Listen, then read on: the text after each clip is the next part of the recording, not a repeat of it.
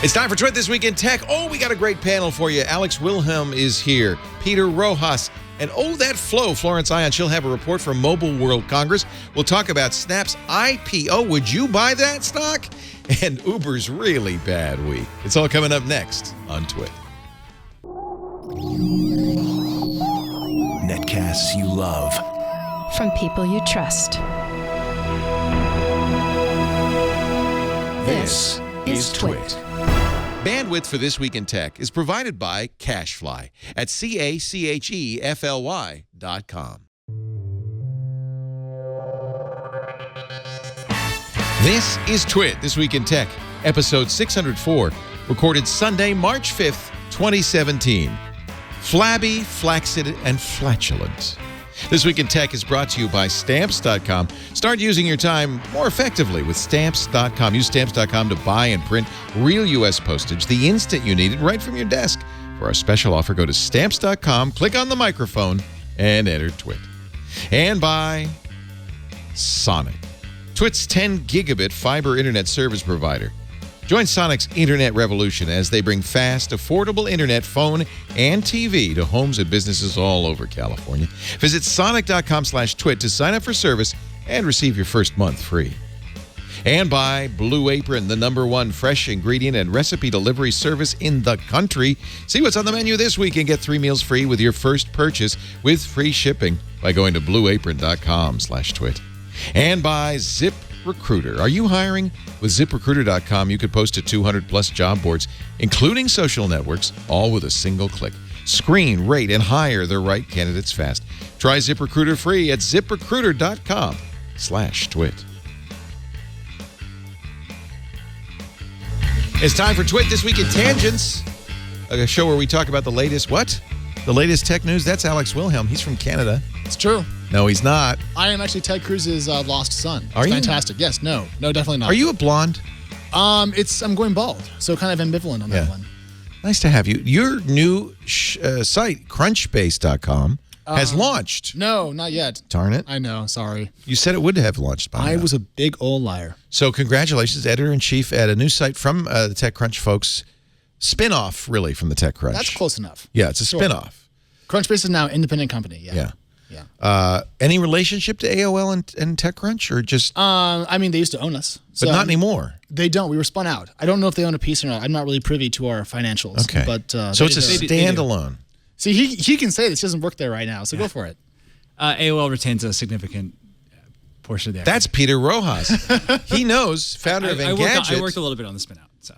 And is it like the angel to your Buffy? I'm not allowed to comment on such interesting things as that, so I have to pass. That is, that Flo. Spin-offs. Florence Ion. Today is also Mandarin Buffy's Central. 20th anniversary. Is it really? Happy Yeah. birthday, Buffy. Happy birthday, Buffy. That's like, it seems like it was older than that, really. 20 doesn't seem that old. So it came out in Buffy the 1997? Vampire Slayer. Yeah, 1997 on the WB. On the W. Nice. Wow, that's a throwback itself right Nice. there. I feel like you were watching that all last night to celebrate. I mean, I was watching Buffy when I was when it came on. Yeah. Girl power. So, welcome, Peter. What are you what are you doing these days? We talked about this last time, but just refresh my memory. Yeah, I raised a venture fund. I'm doing seed investing. Your own fund? Well, with partners. Is that roj.as? Is that where we'd find that? No. I mean, you could, but That's your it's site. with BetaWorks. BetaWorks. That's right. We talked about this. I'm just kind of coming back. How big is your fund? I can't announce that yet. Are you going to soon? Remember, you're talking to Yes. Crunchbase at this point. Well, just me, really. But now I'm hyper curious. Yeah, we can talk about it later.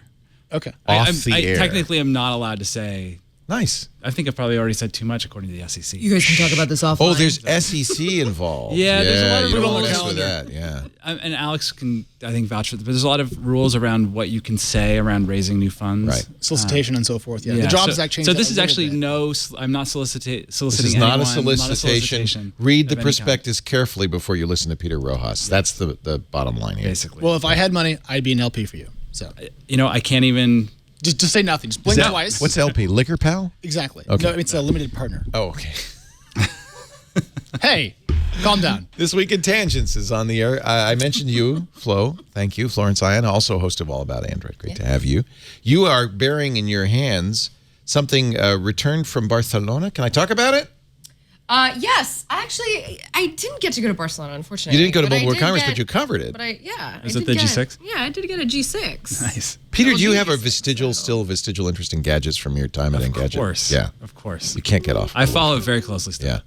So a number of phones announced this week at Mobile World Mm-hmm. Congress. This was, I think, got probably the lion's. Well, this and the Nokia 3310. Surprisingly. Yeah, got the lion's share of attention. The 3310 is a candy bar feature phone. But the fact that it's back, I guess, excites people. Nokia announced some good smartphones. I thought interesting low-price smartphones, but didn't get nearly the attention the 3310 did. And they run Android now, Yeah. which is also Yeah.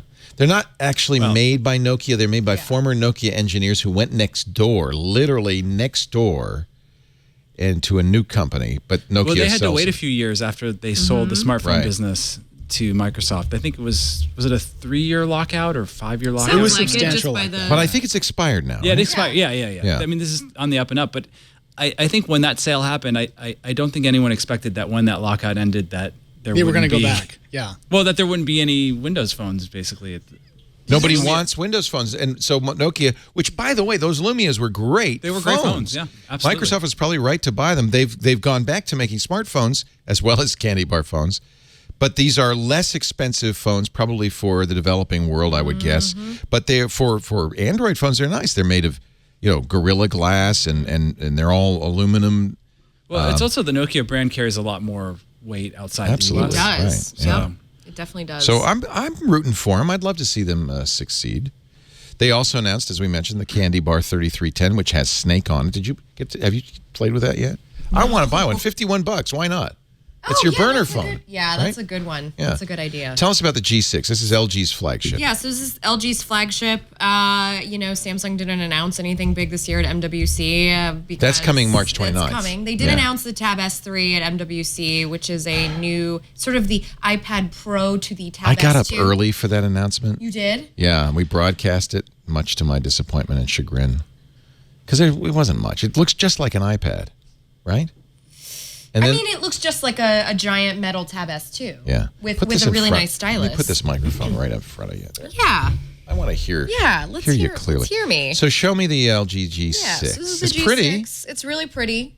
Is this a glass back? This is a glass back. Now, curiously, it's got like different layers. It's got different Gorilla Glass around it. Yeah, they're doing all that stuff now. Everybody's doing that. which is interesting. Samsung might have started this with the S7, probably, right? I mean, Actually, I'm not sure about Yeah, that. Possibly. So 5.7-inch LCD screen, Quad HD, HDR capable, HDR display. is this the one that's 2 by Yes. 1 aspect ratio? Yes. So that was one thing that kind of intrigued me, and I thought it's a little taller than normal. It's narrow. Even the screenshots are very narrow. And the idea was that you would then be able to use it with one hand, but it's still a 5.7-inch phone. You can't use this with one hand.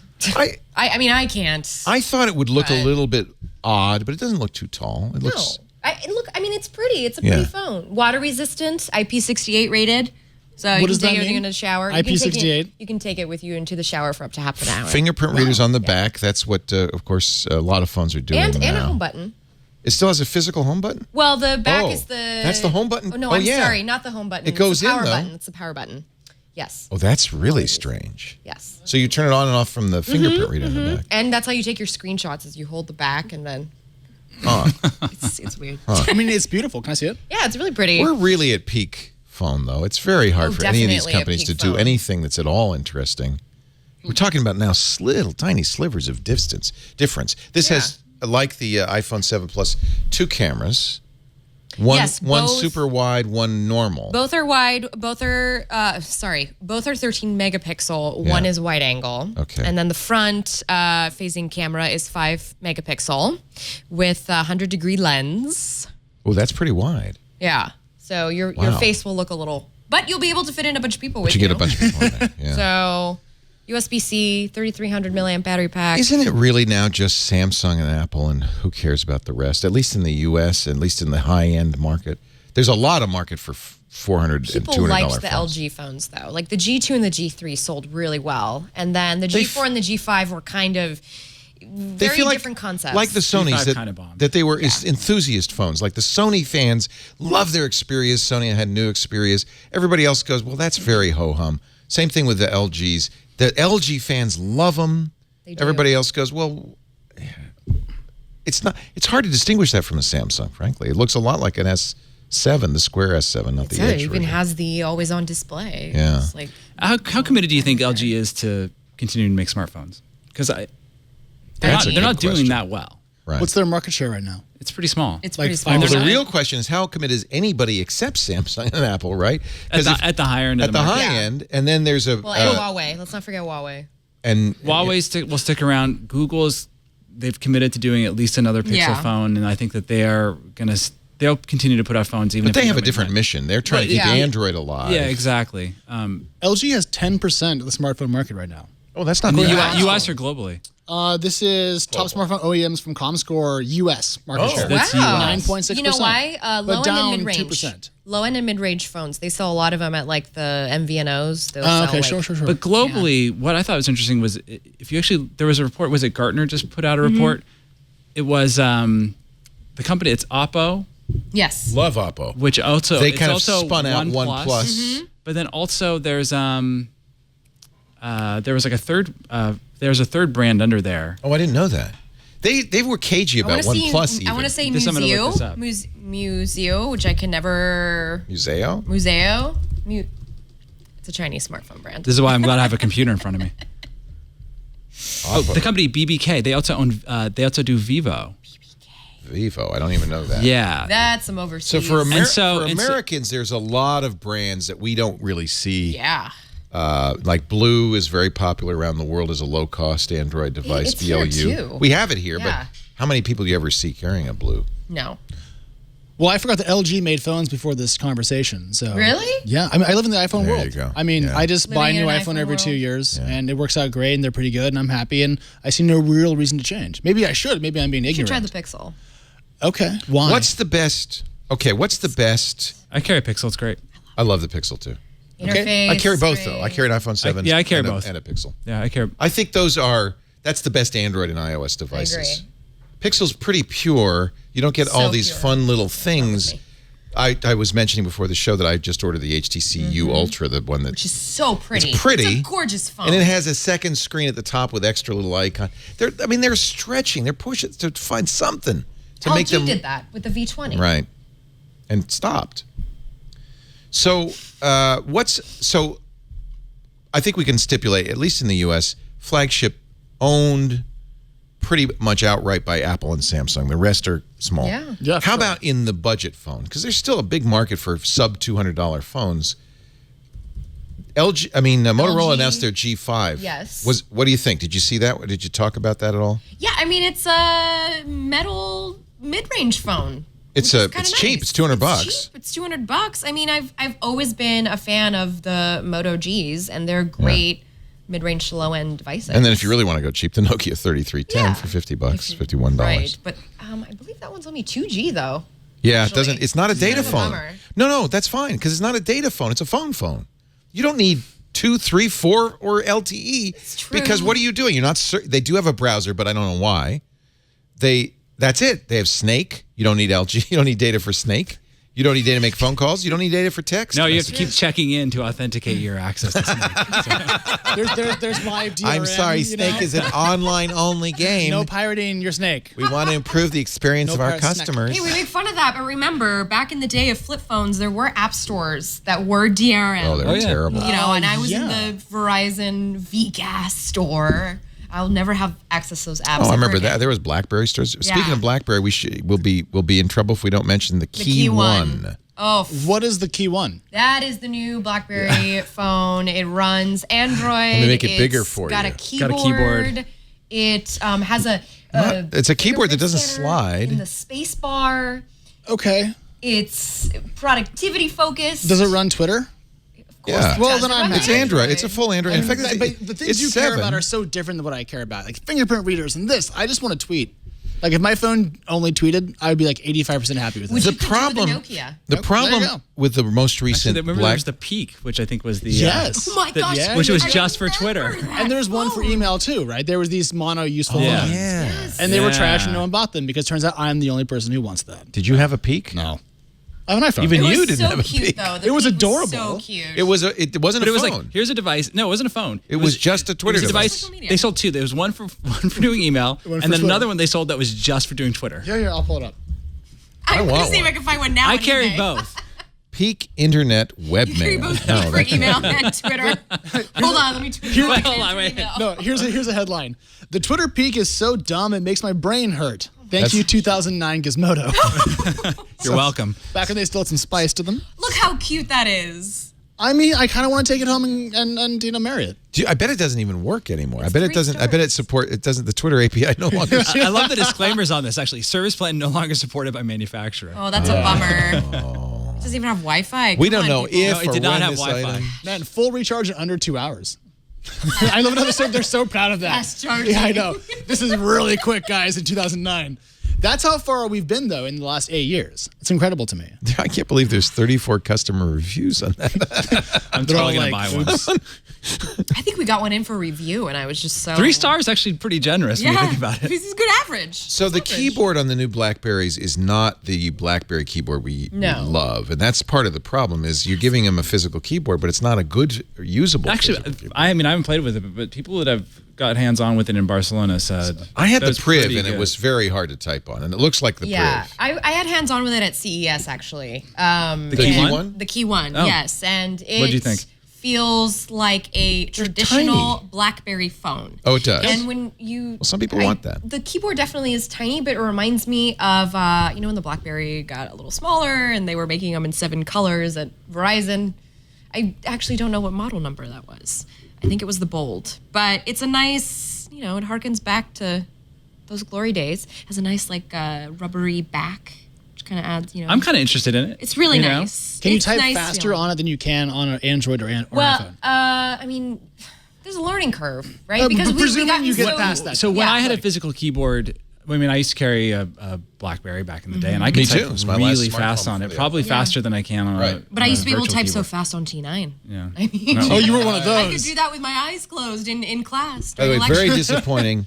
According to CNET, the 3310, the Nokia candy bar, will not work in the U.S. It doesn't have the right frequencies. So Yeah, that sounds about right. But can it still play Snake for $51? It can. Then I guess I'm still going think to of buy it as one. a snake machine. That's fine. It's like the Twitter machine, but even Yeah. better because it still works. There's actually Snake an app that phone. emulates it, by the way. That emulates I mean, Snake. I really hate to go down nostalgia lane. My mom had one of the old Nokias when I was a little kid, and I would play it in the Everybody car when did. she was in the grocery store, and I have so many awesome She memories left of that you in game. the car? I was Did like, she leave the windows She cracked? rolled I up the wasn't windows. like 4. I'm not that young. Calm down. She But said, like, I remember she playing put a that sign- incessantly. She put a sign in the thing that says, "The kid's okay, just Kid's ignore okay. him." Or like, hopefully the kid's not okay. Please don't break window. No, but I think it's fun to see the occasional throwback in tech that actually hits the mark and makes an improvement on something we all know and love. I like that Which a lot. I think is the BlackBerry Keyone. Okay, well, in that case, buy one, review it, and then tell me about it. I bought the Priv and I kind of regret it. The Priv was not BlackBerry's return to greatness. Well, that's what I think the Keyone probably isn't either. And I think it was, but the difference is that the BlackBerry Priv was done by BlackBerry, not by, I mean. who's doing the Keyone? Well, now Is it, it's TCL, TCL, yeah. and Alcatel. TCL, I the mean, Chinese TV company? Yes, but they have Alcatel. I love that you knew Alcatel. that. They Yes. own Alcatel, the French phone company? I'm Were they confused. Alcatel Yeah, Wait, was so a French. Canadian I think that they company's have new the French license. anymore. I think that they have the rights to the electronics brand. Yes, they do. Okay. So Yeah, a Canadian company's brand is being built by a Chinese television company and marketed under a. The hardware is. French. The software Tell- is still developed in Canada. So by, the soft- TCL and Alcatel is like basically a licensed sub brand Yes. for TCL. I think this is why I still use iPhones because I'm lazy and I don't have to think about any of this stuff. I can will just tell be you like, though. it's Apple. the Alcatel's phones are pretty great. yeah, they are. They have really good mid-range and low-end phones. Yeah. When my iPhone broke and I needed a phone in 45 What minutes, did you I buy? bought the Alcatel. Alcatel, the Idol 3, I Yeah, think. you did. I got it in 45 minutes from Amazon. I think And it was Nokia. great. 200 Was bucks. it Amazon now? Prime Now, yeah. I know, that's still No, literally, I magic to dropped my me. phone, stopped working. I'm like, okay, I need something new, and I literally have some Oh, That's no, okay. I mean, like, Nokia, or technology. I should say Nokia, bought Alcatel and Lucent. Remember, Alcatel the bought network, Lucent. the networking gear side of it. Right. Yeah. So, the Lucent, which was AT&T's Bell Labs, Yeah. sold to Alcatel, which then became part of Nokia. So that's really confusing. Actually, what it shows you, does it show you a mature industry shaking out and merging and reconfiguring? That's what happened or to just, TV. Yeah, and having PCs. Yeah, think that's about right. all the consolidation in the Yes. PC market right now. Lenovo's buying up everybody. Stop playing with my Lenovo's about to knob. buy. No. Lenovo's gobbling them up. But who are they? Yeah. They're going to buy another PC OEM. Who is? Google? Lenovo. Oh, Lenovo is, yeah. I think they're buying Toshiba's. Why would you do that? Why wouldn't you? Because I lived in an HP town after they bought Compaq. So I've seen what happens. Yeah, when that you was buy- a terrible Oh, acquisition. wow. So Yeah. half my friends' parents got fired through that whole HP. On the meltdown. other hand, You're buying market share basically. I know, Lenovo but it's has done 0% great with the margin, Peter. I ThinkPad don't understand brand. the benefit. Well, the scale doesn't help. but if you're Lenovo, like you're manufacturing at scale, so it's I don't. But if there's no economics in making 1 million PCs, making 2 million. but they do make some money. It's just a very low margin business. And the thing is, they essentially get given the business for free because, like Toshiba, for example, they want they're out. losing money on it. They and want out. They just basically give it to them. Oh, okay. Yeah. That's what happens. And they make I understand components that, and yeah. things, which they can also. So you're really just branding some laptops Toshiba because that's a known laptop brand. Absolutely. Yeah. So you're buying the badge, You're buying the Yeah, badge. that's what I'm saying. It's like you're basically buying, you know. and it can't cost that much. And if you can pick up 8 points of market share, you can push your suppliers a little harder. Okay, I can see that. Yeah. But it's not a huge move in terms of No, but profit. it's a move that happens at this stage of a market where the business is essentially the product's a commodity. Yeah. And you have legacy players who are not making any money that want to get out. Yeah, yeah. And we saw this over and over. This happened to automobiles. And it's right? happening right Same now with thing. Android. Right. Back to their earlier point about differentiation. Yeah. So we should expect, in fact, in the next few years, a shakeout of a lot of these Android companies. Yeah, absolutely. Yeah. And Yeah. I wonder if they'll just fold or if they'll say, well, let's sell the brand. You know, it'd be interesting if Nokia kind of acquired all the low rent brands, leaving the high end market to Samsung and Apple, but saying we'd like to dominate. The company I watched, BBK, the one I was talking BBK. about, that's the one that owns Oppo, OnePlus, and one called iMu.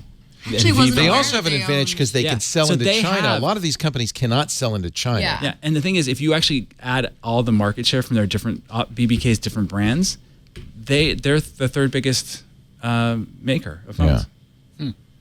Vivo, Oppo, I'm gonna find this. OnePlus. No, I'm looking at the BBK Wikipedia entry. They've got all the. But Gartner just put out a report. Let's see. Okay, so it goes Apple, Samsung, Huawei. Then they put Oppo and BBK as separate. But actually, if you combine them, Yeah. they have more market share than Huawei, and not that far behind Samsung and Apple. Wow. Interesting. Anything else from Mobile World Congress before we move along? Do we hit all the highlights? Somebody wrote that Qualcomm was really the big story. Yes. Maybe. Because almost all of these phones, almost to a phone, they all had, except for maybe, Samsung uses its own chips, but in the U.S., even they use Qualcomm chips. Apple was single sourced on Qualcomm, but they've started to be Which was nervous about that, so they're using Intel as well to their detriment. They're not as good as Qualcomm. For the chipsets.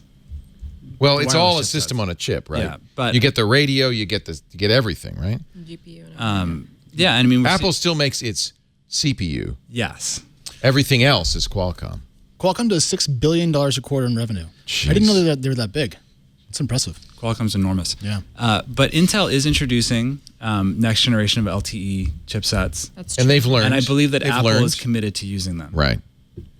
Of course, the story was in the iPhone 7, they dual sourced their radios, Qualcomm and Intel, and the LTE radios from Intel were so much slower than the Qualcomm chips that Apple admitted this. Even. Yeah, it was a problem. They slowed down the Qualcomm chips so there wouldn't be an obvious inequality.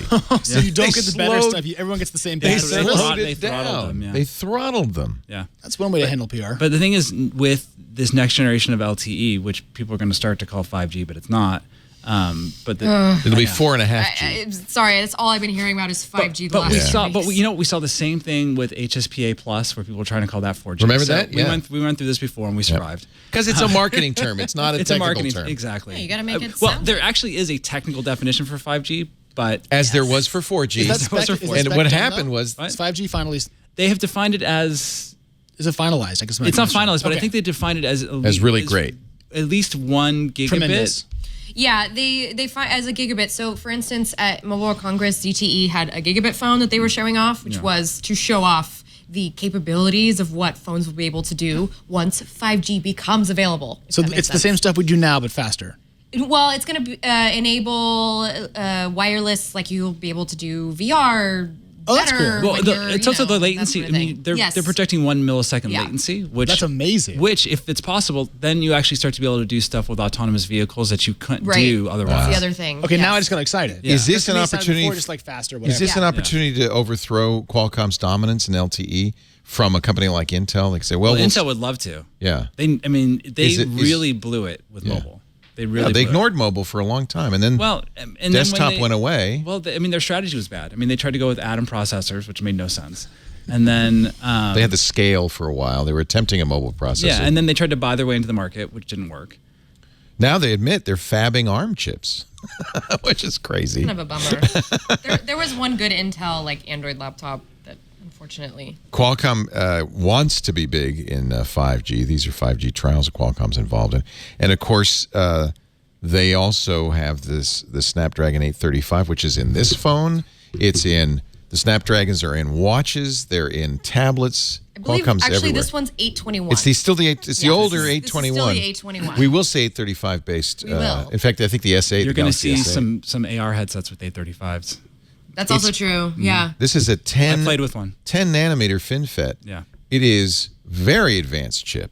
But servers even we're are very using supply it. constrained right now, and there was one issue with I think HTC wasn't able to get a supply of them for the new phone for the Ultra? for the Ultra. What? I want Sorry, my money it back. is an 821.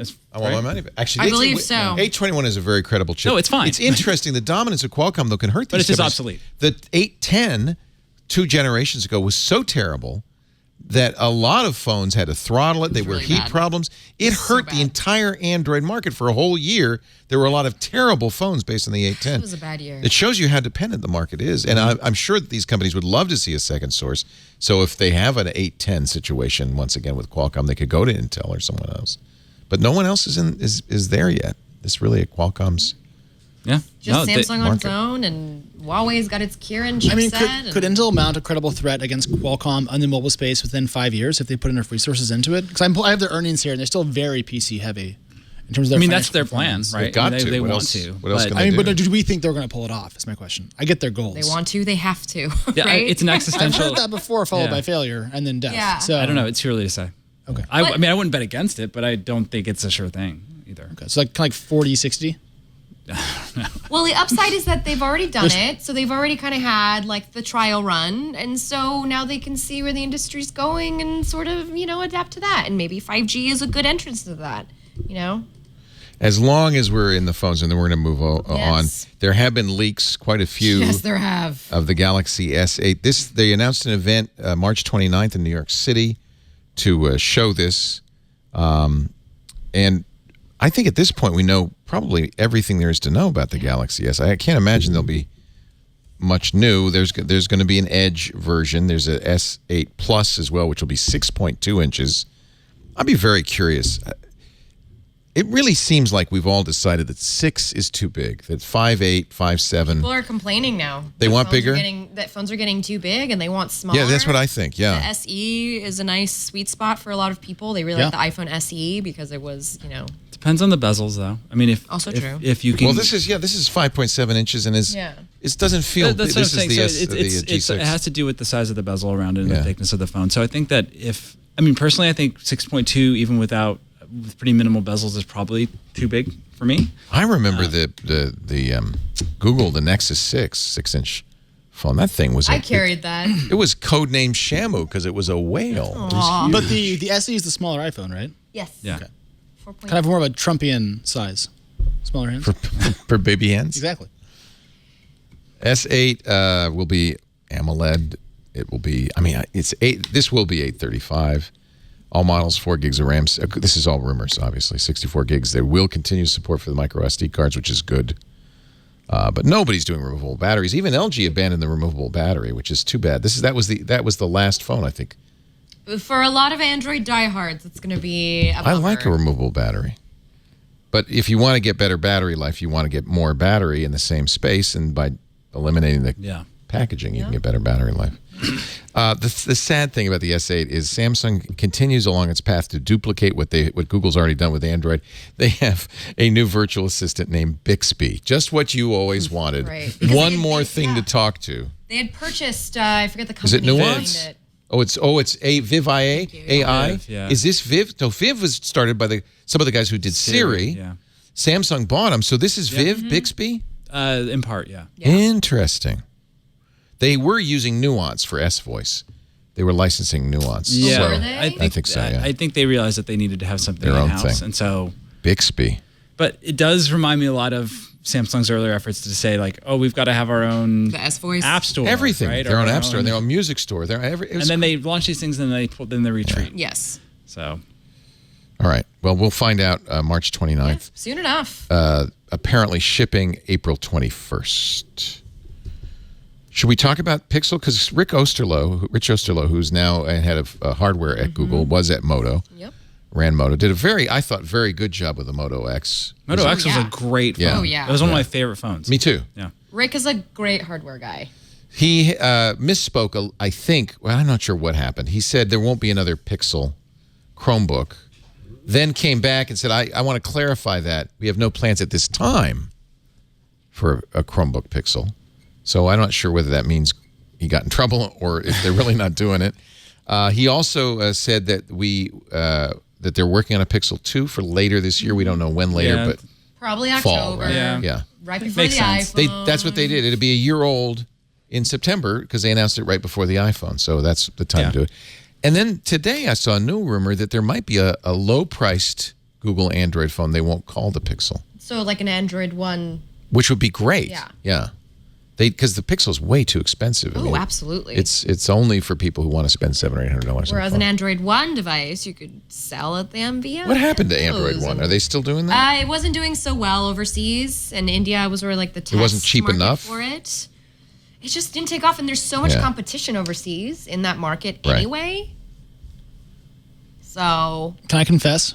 go I have ahead. no idea You what don't Android care One because is. you are all about Android One iPhone. was the low. It was sort of the low-end version of Android that Google announced a couple of years ago at Google I/O to help people in the emerging stripped markets. down version. That Yeah, you Yeah, it's designed to stripped run down, on- Oh, that was really guaranteed cool. updates, which Yeah. is one thing that's sort of That's not. the number one thing people Yes. should look for in an Android I phone, remember liking period. that.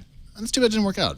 It's too bad. What do you have, Well, a gum collection over there? I found the candy Airheads. jar before I It's got got over airheads here. and They're out of nerds. This is a control. long shoot, man. This is like 2.5 hours of talking. You gotta have some sustenance. You got your friends. Did you bring an energy bar, kids? I mean, you guys have little boxes of nerds. All right, so- I'll tell you what. I'll give you a break if you want to go scavenge for candy. When we come back, there's still lots to talk about. Uber, Snap, right? Uber and Snap. And then Snap and Uber. And Apple. And Apple. And other stuff. Spotify. Ooh, Spotify, wow. We gotta talk about SpaceX. Spotify. Oh, you got something to say about Spotify? I think Something. we all have words. Yeah. They're doing well. Oh, good. I want to hear what the millennials have to say. That's As me. if they knew. Says the I'm the talking resident fossil. millennial. As a baby boomer, I don't care what you think. I'm 27. Oh, you're younger than me. 27 makes you a millennial. Pretty much. He's a baby. He's the baby of the bunch. Am I in trouble now? No. No. Okay. That's why he's eating nerds and airheads. I worked out this morning. I'm tired.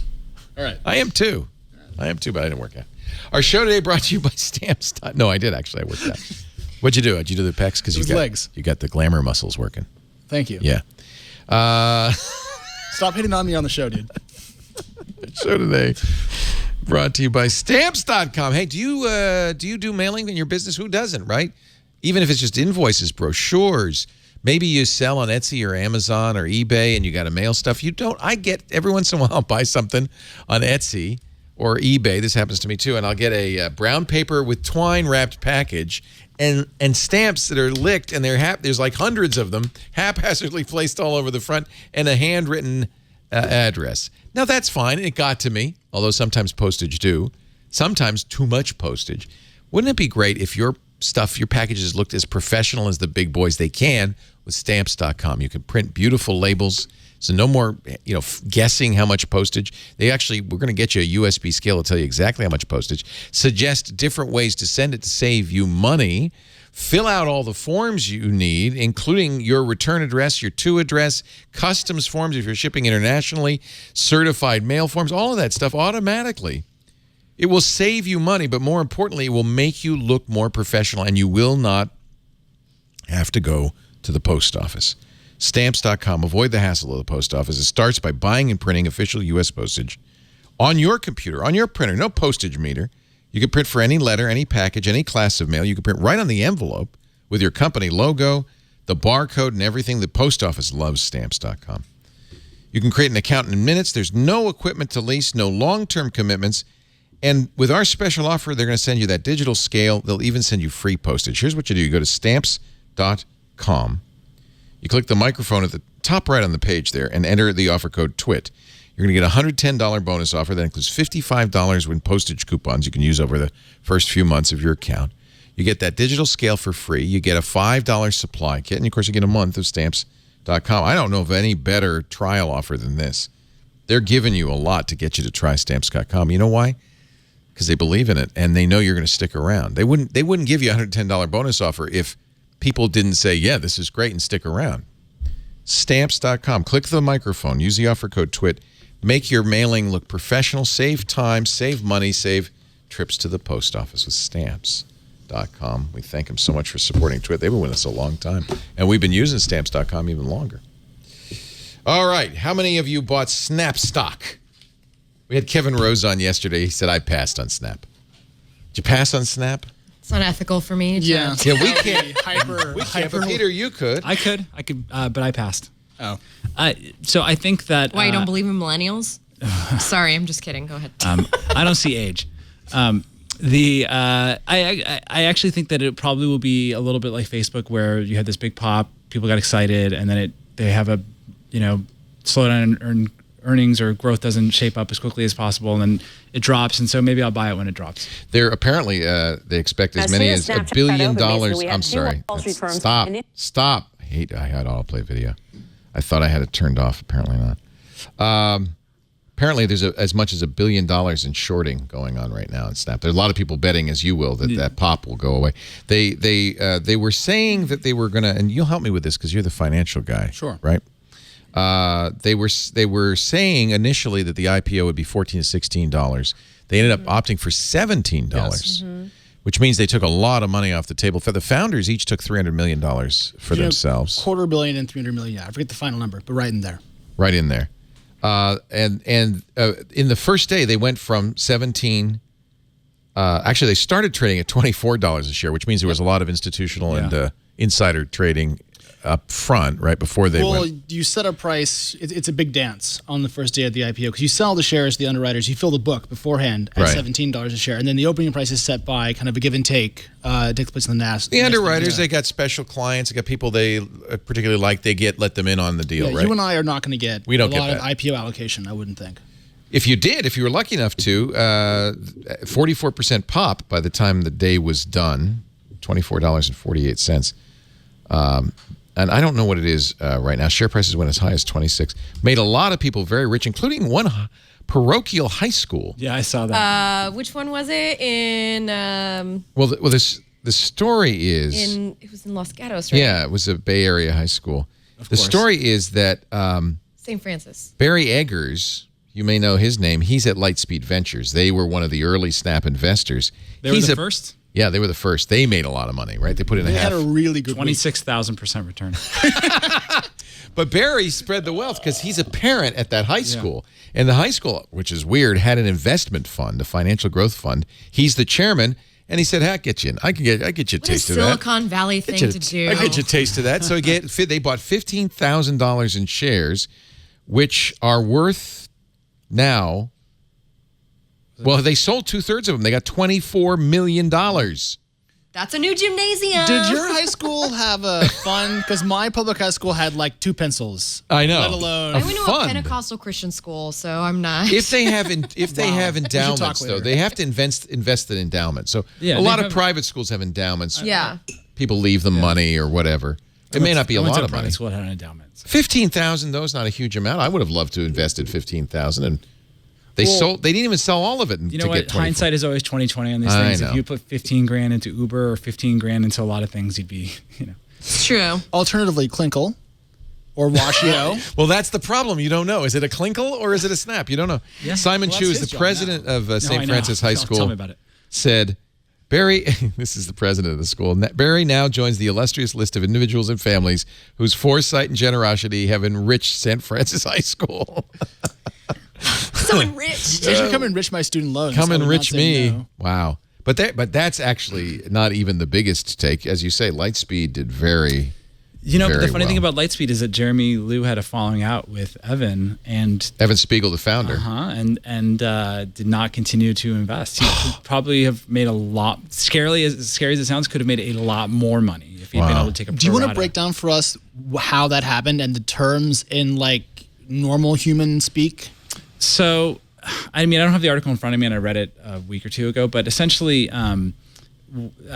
Jeremy did the entire seed round was done by Lightspeed, and he put some terms in it that I think gave Lightspeed the right to, I think, block any future investment and also take 50% of any future rounds. And so what happens is, So they could have had more and more and more of Snap. well, so what happens though is that when you go to raise more money, the later stage investors say, I can't invest in those terms. I need to be able to take right. 50%, Right. 3/4 of this next round. I'm not going to give you money if that's the terms. Yeah, and so Evan at that point was pretty angry, and so they came to some sort of accommodation with Lightspeed, but happens. Lightspeed didn't continue to invest, and so Well, it killed the relationship. It killed the between relationship. Snap and Lightspeed. So they got frozen out. I don't feel too bad. No, Lightspeed made $147 million on that one day.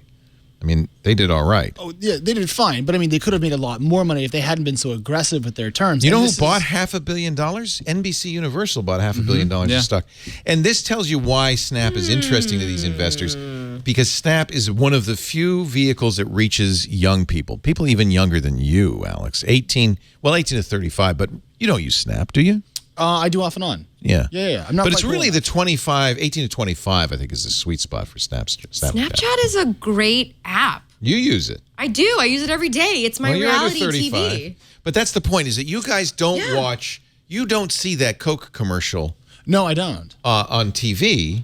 No, I see it on Snap. You see it on Snap. Every time I go through my friends, and then I go through the celebrities that I follow, I get little ads after every one of their long stories. And It's kind of nuts, though. I mean, I remember when Facebook bought Instagram for $1 billion, and everybody went, "That's an app for $1 billion." It went crazy, and everybody said, "I got to do an app. I got to do an app."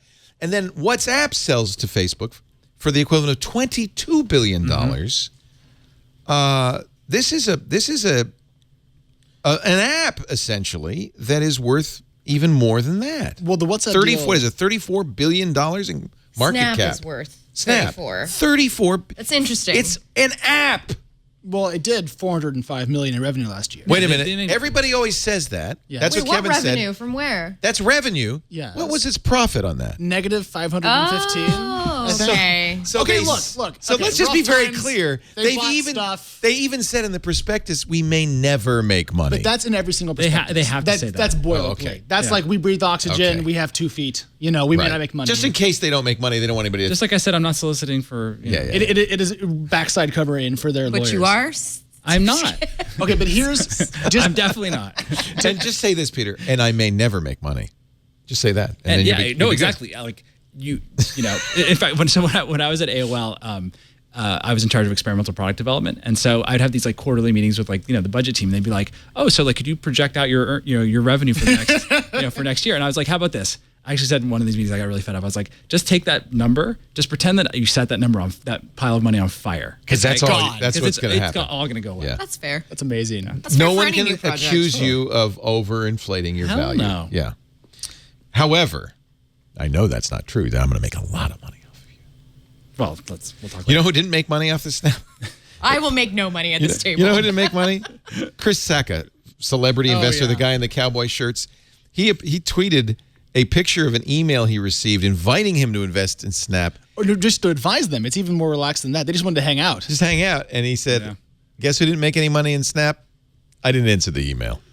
But this is always. There are always things you're going to miss. There's no way around it. When Facebook went public, that if you had bought stock on that day, you would do very well now. But you would have lost. Initially, you would have lost. And the thing is, so what Facebook was in the middle of at that moment was the transition from a desktop-centric product to a mobile-centric product. And if they had flubbed that or screwed that up, they would be toast. That was the risk at that point. 85% advertising revenue now for mobile compared to desktop. It's their entire business. It was the inverse. They made that transition. In fact, it's hard. What I said at the time was, if you buy Facebook, what you're really doing is investing in Mark Zuckerberg and saying, I trust that he can make this transition. He's a smart guy. Is it the same case with Snap? You're buying Bobby Murphy and Evan Spiegel. Are you saying, these guys are smart, I know that they're going to take Snap somewhere? Facebook had $1 billion in profit in the year before it went public. Snapchat lost $515 million the year before it went public. Well, and Facebook worse has than nearly that, 10 times the revenue it had. And worse than that, right before this IPO, the numbers started to go down as people left Snap to go to Instagram, or growth slowed. Numbers didn't go down. The numbers did not go down, but the growth did slow. Slowed I think a lot. The changes that they made to Instagram definitely blunted their growth. Right. I mean, I think that again, it's one of these things that's really hard to say where this goes. I do think that there is, in a way, a lot of people have, especially a lot of people in the media world have an incentive for Snapchat to become successful, to be more, as if for no other reason as a counterweight to Facebook. Yeah. Now, whether that happens, I don't know. But it's a counterweight to Facebook. What do you mean by that? Because right now, Facebook has a monopoly on distribution. Not only do they have Facebook, but they have Instagram and they have WhatsApp. Right. They bought those. They bought those threats. They tried to buy Snap multiple times. Yeah. Offer them a lot of money, and to their credit, Evan Spiegel said no, and in fact, they have a big payday today because they said no. Well, to Yahoo Facebook. tried to buy Facebook, right? And several times, right? Yahoo tried to buy Google. Hey, Microsoft tried to buy Yahoo. And that's one of the few times Microsoft didn't buy something, and it was great. Yeah, that Aquantive, 31 Nokia, million. oops, the list goes on. Ashton Kutcher rejected early opportunities to invest in Snap after meeting Spiegel. Part of that is a lot of people thought, and I tried to argue against this because my kids use Snapchat, but a lot of people thought it was a sexting tool. Oh, the kids are just sending naked pictures of each other. That's why they like Snapchat, because they evaporate. And I knew even then it wasn't, because I watched my kids using it, and they said, no. This is how we like to communicate with our friends. It brings delight into normal, banal conversations. Like with filters and so forth, it makes just talking to someone a lot more fun. And I have to give credit. Life. I do have to give credit to the team, because they've kept it relevant and interesting. They've added those faces. They've added the Discover tab. They've added Snap Stories. They've managed to, without killing the audience, which is always a risk, they've managed to add new features that engage the audience and kept them using it. Yeah, and I think long term, if Snap is going to become a massively successful, say, $100 billion or $200 billion company, they're well positioned for the transition to augmented reality that's going to happen over the next 5 to 10 years. Very much so. Better than anybody else right now, except perhaps maybe Apple. But I think that they've figured out a lot around designing user experiences that people don't even realize are augmented reality when it comes down to it. Isn't that interesting? And maybe that's what the market's saying is they could be an early player in AR. I mean, I don't know if a lot of the retail investors are taking that long-term sophisticated review, but it is, to me, that's their path to becoming a really massive business. Do you think spectacles would count as an early edition of consumer AR hardware? Nope. No. Okay, it's so just they're a camera. just feeding into. So they It's just a don't. camera. Just an accessory. Okay. It's just an accessory. I'm making sure that I understand the point. They're testing the market. They're I think it was a little bit about Buzz. creating buzz and branding themselves prior to the IPO, Which it did very well. Yeah, I will say that one of the rumors I have been hearing is that Apple is going to introduce something very similar to spectacles. No, man. Now, come on. Now, wait. That's a really good Listening to segue. Robert Scoble. You've been listening to Scoble. No. I think Scoble. Well, I don't want to get into that. No, he was on 2 weeks ago, and I have a bet with him. I said if he thinks that the next iPhone will be clear and an augmented reality device. It'll be clear? And I said if that happens, I will buy you dinner in Paris, and you don't have to bet anything on the other side. That's never going to happen. No, he's wrong. Of course he is. Now he points out that Apple has a whole bunch of people, 1,000, maybe 1,000 engineers working on augmented reality. Maybe. But what is that going to look like? Not a clear phone. Nobody wants. No, it's not going to be a clear phone. It doesn't even need to be a clear phone. Who needs a clear phone? I don't even want one. It looks all smudgy. Yeah, that'd be horrible. Well, where would the battery go? It doesn't make any sense. You hold the battery with your left hand, phone in your right. It's fine. I love it because Robert is continuing to double down on. He said, "My career is on the line, but I am convinced Apple's going to do AR this year." What is Apple going to do, Peter? So, from what I understand, what I've been hearing, that they will do probably some sort of dual camera thing that can do some depth sensing, similar to what the Tango technology. So it'd be like Tango on the iPhone. Yes. Or it'd be like any of the Huawei phones. Yeah, or... it's going to be pretty basic. It's like Pokemon Go, right? Where I have a Pokemon in the real world and I'm throwing a ball. Yeah, but I mean, with Pokemon, because it's single camera, you can't walk around things. There's no real shading or situation with. You're not actually being situated within. So the this is more like HoloLens, a way to integrate. I mean, digital. You'd need at assets least 2 cameras to do that. Yeah. But the thing is, in terms of the what I was saying about the spectacles, the camera, that would be something where I think Apple would be, again, sort of testing the waters. It's not a big business for it. It's a hobby at this point. It will probably be a hobby. I have to say, nobody who uses Snap, just quickly on that, nobody who uses Snap that I know really, like you said, calls that AR. Yeah. And I see a lot of people coming over to Instagram, and I'm just hearing all this IPO stuff just makes me think if it's really going to Instagram stories. Instagram doesn't do what Snap does. It doesn't, but a lot of people don't want that extra complication. They don't really care about. I don't think of it as AR. I think of it as a filter. Tell their story to their friends. It's a filter. I put my funny hat on. They just see it as filters. But the filter and the funny hat does augment your reality. It does, but a lot of people. Technically, it is. It is, but it's just fun.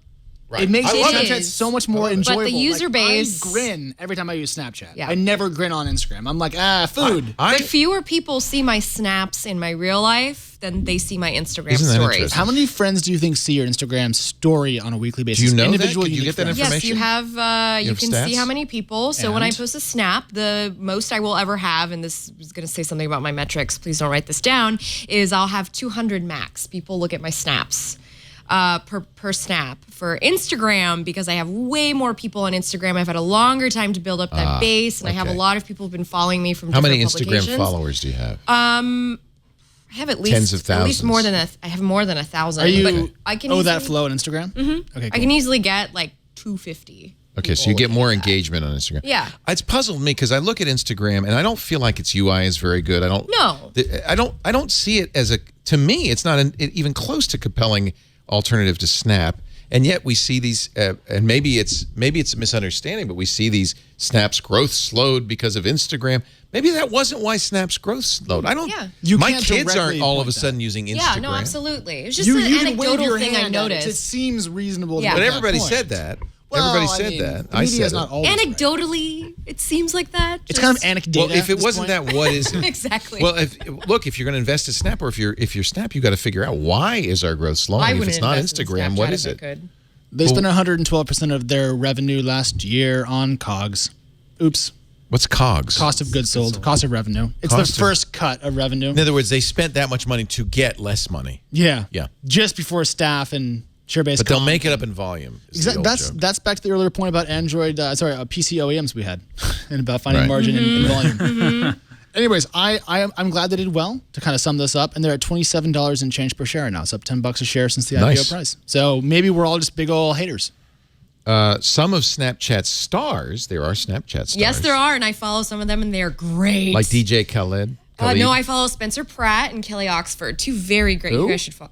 Kelly Oxford is a New York Times bestselling author. What's her book?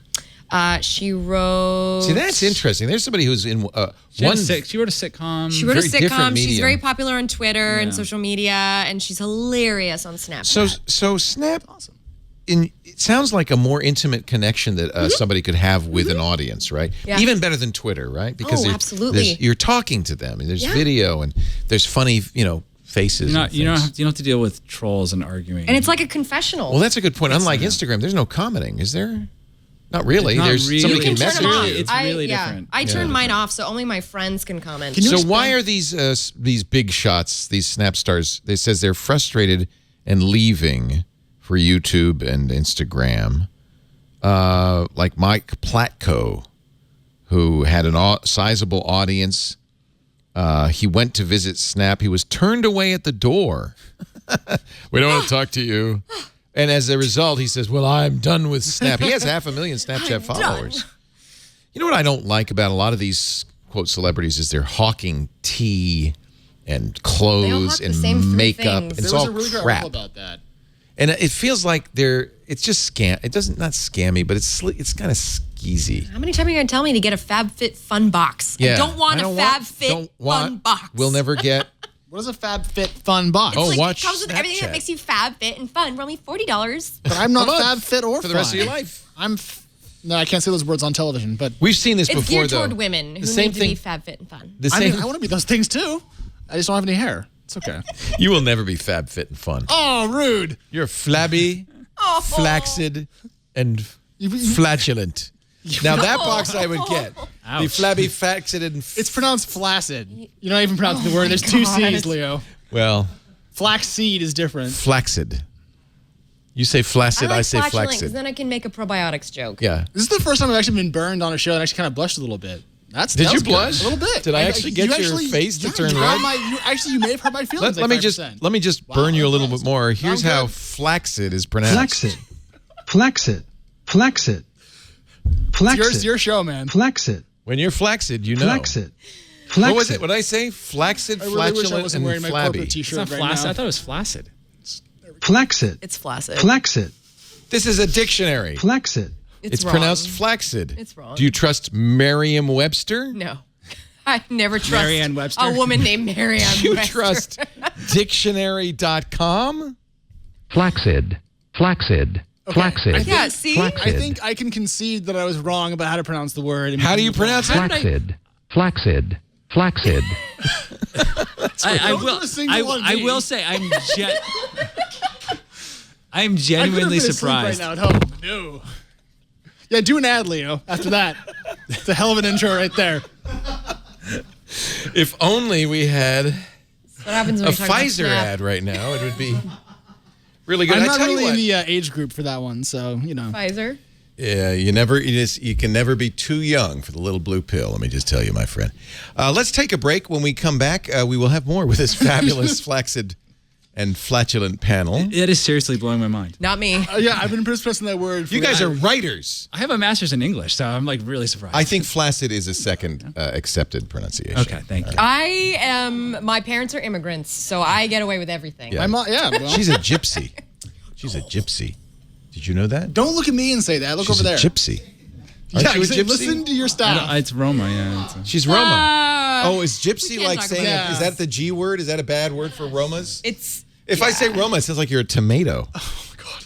Are you of the Roma? Do you have a violin? guys, like, Will you screw off. play I for don't me? like Roma tomatoes. Our show, we had a great They're week this oblong. week. It was so much better than this show. Watch this video and enjoy. Previously on Twit. NASA is feeling a little Oprah Winfrey at the moment and has decided that everyone in the world gets a bunch of their favorite software for free. Flaccid. You get a global reference atmospheric Flaccid. model for Earth, Mars, Venus, and Neptune. You get an app that calculates the Boolean subtraction Flaccid. of arbitrary watertight triangular polyhedrals. We all win, people. Yes. There was no NASA software under my chair. The new screensavers. Hey, you know what you can make from crickets? You can Flaccid. make cookie crisps. These are made out of cricket flour. Crickets are all Oh the rage. no! They are so good. They're so good. Come No, on. you ate one. Oh, I have more. Would you like A some? company that sells internet-connected teddy bears. The only List more bad than thing is, after I ate one, 800,000 I had a little antenna customer stuck to my cheek. credentials totally exposed and like they had to tell online. me, wipe the antenna Suffice off. to say, When I was on, I these tried to pets eat fish. do not use any weird food pairing. Anyone within Bluetooth LE range is able to connect We're really to loving a child's words cloud like pet that. and upload their own content. Flaccid. Twit. hold on, I got Kid Flaccid tested, today. I read a mother lot. approved. Never heard it pronounced flaccid. I'm very making the interested. I switch? really thought he How was about, being yeah, wrong. maybe. Arrogantly It's not incorrect. exactly vegetarian. I mean, Yeah, what would that be? It's not pescatarian. It's buggetarian. It's like Wasn't Kevin cricketarian. supposed to be on today? Jason Howell has a look at the week ahead. Jason? Hey, thanks, Leo. Here's a look at a few stories we'll be watching in the coming week. It's kind of a slow week, I'll be honest, but here we go. On Wednesday, March 8th, Google opens its doors for its Cloud Next 2017 conference with Where guest are the speakers crickets? including Sundar Pichai, Eric Schmidt, and Diane Green. The event is sold out, so I really hope you got your ticket in time. On Thursday, March 9th, the Federal Trade Commission is hosting its third annual FinTech Forum, shining a light on artificial intelligence and blockchain technology. Then on Friday, March 10th, South by Southwest is kicking off in Austin, Texas for a few weeks of interactive film and music-related panels and festivals. If you go, make sure and pick me up some barbecue and let Austin know I miss it. Also on March 10th, LG is releasing its next big flagship phone, the LG G6. But don't get too excited. It's launching in Korea first with a release in the U.S. still unannounced, though it's expected to happen sometime in April. And I'm sure Uber will have some news as well. That's a look at a few of the things we'll be tracking in the coming week. Join Megan Maroney and me on Tech News Today every weekday, 4 p.m. Pacific, 7 p.m. Eastern, here at twit.tv. Back to you, Leo. Thank you, Jason Howell. Also, your colleague on All About Android. He is my Every colleague. Tuesday, 5 p.m. Pacific. Or am I his colleague? We come to you on a 10 gigabit symmetric fiber line. Did you know that? No. Just love saying that. The funny thing is, I'll just do the fast.com test here. None of our devices, none of our switches, none of our connectors are more than a gigabit, but I am getting a 940 megabits, very close to a gigabit on here. Yeah, you are too. Fast.com will tell you that. That's the Netflix. They connect to the Netflix server. That's thanks to Sonic, the greatest internet service provider. Well, you're on a Mac. What did you want? You're on Wi-Fi too. Yeah. I'm hardwired. The greatest internet service provider ever. And I almost feel bad doing these ads for Sonic because so few of you can get Sonic. And it's really just a mean thing to talk about what Sonic offers. Listen to this. They're doing residential and business fiber to the premise. Fiber to the premise, okay? Now, look at this is their gigabit connectivity. We kind of went overboard, but this is what you get with their gigabit connectivity. And it's available in San Francisco, the North Bay Area, the East Bay Area. They are expanding fast. You get, besides gigabit service, internet service includes 15 email accounts. You get a gigabyte of cloud storage, personal web hosting with a new domain, fax line service. You also get a home phone. This is all for one price with unlimited local and long-distance calling. You even can keep your existing phone numbers and port it over from your current carrier. That's easy. $40 a month. $40 a month.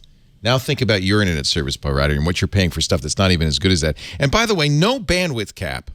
No bandwidth cap. And if you look at the EFF, they've got, 5, 6 stars, all the stars for privacy, for standing up for their customers against government's, subpoenas and warrants. Friendly local customer support. This is what every internet service provider should be. Sonic's customer advocacy is paving the way for a better state of internet all over the country, and we got to tip our hat to them and thank them for our amazing 10 gigabit service here in the studios. Join the internet revolution. Visit sonic.com/twit. I've been a Sonic customer for 15 years, for a long time, and receive your first month of Sonic internet and phone service for free. Plus, if you bundle it with Dish, yes, they offer TV too, you'll save $120 on your Sonic bill. Visit Sonic, sonic.com/twit. And I love giving them a plug, not only because of what they do for us, but just because I think they're really showing that you could be an internet service provider and you can do all this and you can make money at $40 with no bandwidth caps, which just drive me crazy. At home, I can't get Sonic. I come to work if I really want to download anything. I would switch if they came to my neighborhood. Who wouldn't? Yeah. Right? Come on, Sonic. Who wouldn't? Do you have Web Pass, or you're in the city? Web Pass is used not to residential. It's only apartments. Apartment buildings. Yeah. Oh, Malik's always raving about his. I have Comcast like every other. Yeah. By the way, We're all slaves to the system. Yeah. And it's only going to get worse. I suppose we should do our weekly Ajit Pai update. Oh, my gosh. Jesus. He's charming in person. He's a delight. He seems like a nice guy. Yeah, he's just wrong about everything. All right, Ajit. PBS NewsHour. Huh? That's a good link. PBS NewsHour, is that the one I should go Sure. to? FCC may scale back net neutrality. That's not all. They've backed. Let's see. Yes. Notice there's no autoplay on public media. Thank you, public media. Thank you, public media. No autoplay. Don't worry, Trump's going to kill that real soon. They've eliminated the privacy restrictions that were placed late last year by the FCC on internet service providers, protecting your data, protecting you against selling your data. I mean, it just goes on and on and on. I'm so happy to be protected. He says net neutrality is a mistake. All right. Well, To quote someone else, elections have consequences. yeah. Let's not forget. What can you do? Well, you can. I don't know. I read this. You can vote next time. If you didn't vote next time. Did you vote? I voted. He's Canadian. He can't vote for her. I voted for what's his name, the handsome one. Bernie? No, Trudeau. Thank you. Bernie. Oh, Bernie. Bernie's a handsome. You're the only person who goes handsome. Generous. Bernie. Bernie Ward. Bernie Sanders. He's flabby, flaccid, and flatulent. Yeah, I'll he's tell right you there- that right right now. up there with Newt If you Gingrich. ever spend any time in the campaign buzz with Bernie. Do you have stories for us that you want to tell? Because that seemed really specific. Like, well, it was 1843, and there we were passing back the first. Yeah. We were talking about, before the break, we were talking about Apple AR. We do hear a lot of rumors about the next iPhone. I don't know how many of them are credible. The one I really thought was interesting, and now there's being a little bit debated, is whether it will have a Type-C connector, whether Apple will actually, 5 years in, abandon the Lightning connector. So that got walked back. Yeah. Well, okay, Ming-Chi Kuo walked it back saying, oh, no, they're going to have Type-C charging. Right. Fast charging. So you can go zoop. I mean, that frankly would make more sense because Apple... It'll be USB-C to Lightning. People would... But there's nothing to say about that. What does that even mean? Well, I mean, it does address the one complaint about... you could plug it into a MacBook. Yeah. So they're going to provide a cable, which, by the way, I've already purchased many times for $5, that has a USB-C on one end and a Lightning on the other end. That's not a big deal. That's not even news. So you think that was just a bogus story? Well, I think it was just I can't remember who had the original sourcing on that, but I think it was just poorly phrased. They misunderstood what they were saying. Yeah. But with Apple, you want to report every small tidbit you get your hands on because it's so competitive on the reporting side. It was a small newspaper been called there. the Wall Street Journal, I think. Oh, I've heard of that. Small Yeah. little Aren't they indie still in paper. print? They're They're on an island. They're out there on the East Coast. I think it's called Manhattan.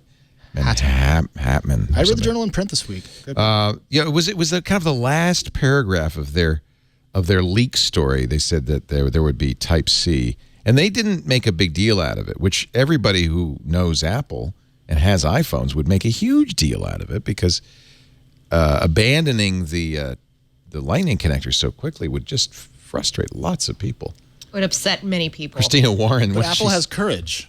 Don't forget. So much courage. Well, that's why Remove the headphone jack. it's somewhat credible, only because Even though Motorola did it first. Says the Android person. Yes. Partisan. Well, Christina speaking the truth. writes, the iPhone 8 rumor is absolutely insane. And at the end, she says, I have invested a not insignificant amount of money in Lightning accessories and cables, as has everybody who owns an iPhone. If the next iPhone really does have a USB-C port, I'm going to have to laugh and then cry. So expensive to replace all those Apple. Yeah, so that's cords why and Apple wouldn't do it. things. On the other hand, if they did it, it would be a good thing. I would be happy. In the long run, right, because we have Type-C on our laptops, we have Type-C on every other phone. On LG and one of the G6. things is is that going to be your new phone? in Europe there actually is regulation around. There's a standard for. That's why micro USB took off because Europe in the EU was they said it mandated. has to be And micro USB. So Apple has to ship an adapter with the iPhones there. That seems so top down. What if Apple shipped a Lightning C adapter and did change the port? Would that make people feel better? I think you would still feel a bit taken advantage of by buying all that stuff and then having to use another adapter. Because imagine how many adapters you'd have to have. Think of all the cars that come with like the plugins. Oh yeah, and those you can't really just update car designs very quickly. That takes like 2-3 years. No. Yeah. Well, every alarm clock in a hotel has a 30 pin. So. Oh my gosh, that's right. They still do. Oh, you mean you don't have the adapter on you at all times? They just didn't want to buy new abroad, $10 my clock converter. radios. Oh, the converter. Forgetting the converter is the worst. I do that every single time I travel. Hair products. You know how many times I've burned off my hair? Ugh, How many times have you burned off your hair? several times. Okay, you know it's a little weird. Maybe it's me. This is the article. Yes. It seems to have that paragraph missing now. The type. Where is it? It's in the middle. Looking over your shoulder. See if you can find it, because look at the TV. They said That's a different article. What are you looking at? No, it's down here. Oh, it's after the graph. Oh, I stopped. There it is. Here it is. Here it is. You know what? If I need to zoom it in so I can see it better. They said, by the way, they're talking about people familiar with Apple's plans. You know who that is? Employees. Yeah, PR people who called, because the Journal does this routinely. If the Apple PR wants to send a trial balloon up or warn people that we're not going to release this, they call the journal and they say, don't quote me. It's deep on the background, deep. But we're not going to do that. Do you remember they did this with the original iPad where they said it was going to be $1,000? Yes, they. What is the Trump team's word for that? It was a alternative fact. No. They did this, but right before the non-State of the Union address, they told everybody he was going to let people have citizenship, and they said that was Lie. No, but there's some. there's a phrase for that. Anyway, they said Apple would introduce other updates, including a USB-C port for the power cord. So that could be interpreted as you did. Although that's kind of a trivial thing to have a USB on the other side. What is? Like I said, I think it was either shoddily reported or misunderstood. Probably. Yeah. Okay. We'll never know. Okay. Well, we'll know in September. Yeah. Ming-Chi Kuo, who is also a pretty good leaker on this whole thing, says no. They misunderstood. It's going to be Type-C power delivery technology while still retaining a Lightning port, as you guys said. Well, hopefully it's fast. I'm going to buy it, whatever it is. So see, as said, every Apple fan everywhere.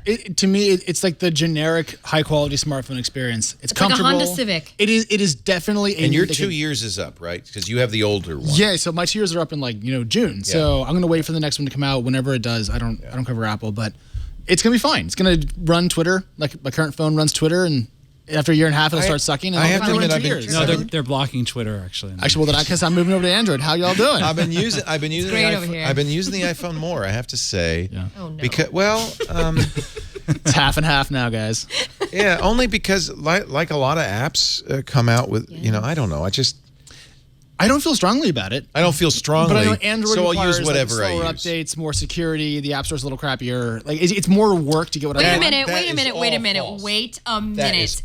is a news story on this doc that we have in front of us that says, where is it? iPhones are much more unreliable than Android devices, claims a report. I thought that was a very strange. Is that report drunk? I thought that was a very strange report. Why? How do they justify Because I've used that? Android devices, and I've used. When was the last time you used an Android device? Well, I just had one in my hand like 10 minutes Peter ago. and I are the only two who can speak here because we both use Android and iOS equally. That's fair. I carry both. I have them in pockets right now. I think they're both equally Must be reliable. nice having pockets on your pants. Well, I paid extra. Don't be jealous. The pocket thing's Don't a big be deal. that way. Anyways, you guys found Peter, would you agree that Apple is less reliable than Android? So I have found that the most recent updates to iOS addressed a lot of bugginess and unreliability. Okay.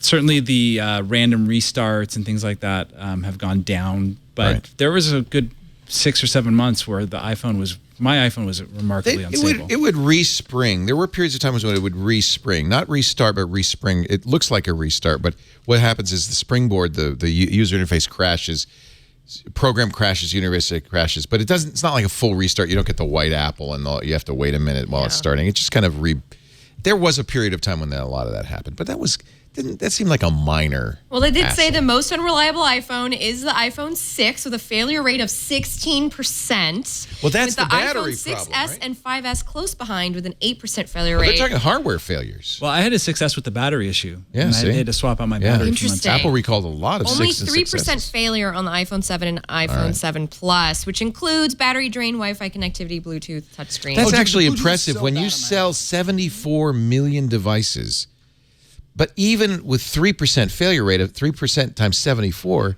is millions of devices, right? So on my iPhone 6, I have AirPods, and I loved them when I got them. And now my iPhone has gotten so much 2.22 million devices, just be exact. Okay. No, you're playing calculator. AirPods, I don't interrupt. Anyways, if I have my AirPods in, from my hand to my ears, it can no longer connect to them. I have lots of problems with the AirPods. It used to be really great. I can walk around, and within 2 weeks, it's really falling apart. Sounds like a personal problem. Yeah. Maybe it's user error. I'm just saying I was happier, now I'm not. No, I have dropped calls a lot on my iPhone, but I think it's because it's using Wi-Fi calling. And that may That's be usually better T-Mobile's for me. fault more. I don't know. Samsung tops the unreliability charts with a 16% failure rate, given that it is the biggest Android vendor Are by they including far. exploding Note 7s in that number? Actually, that's a good If you question. included that, it'd be 100% you're failure right.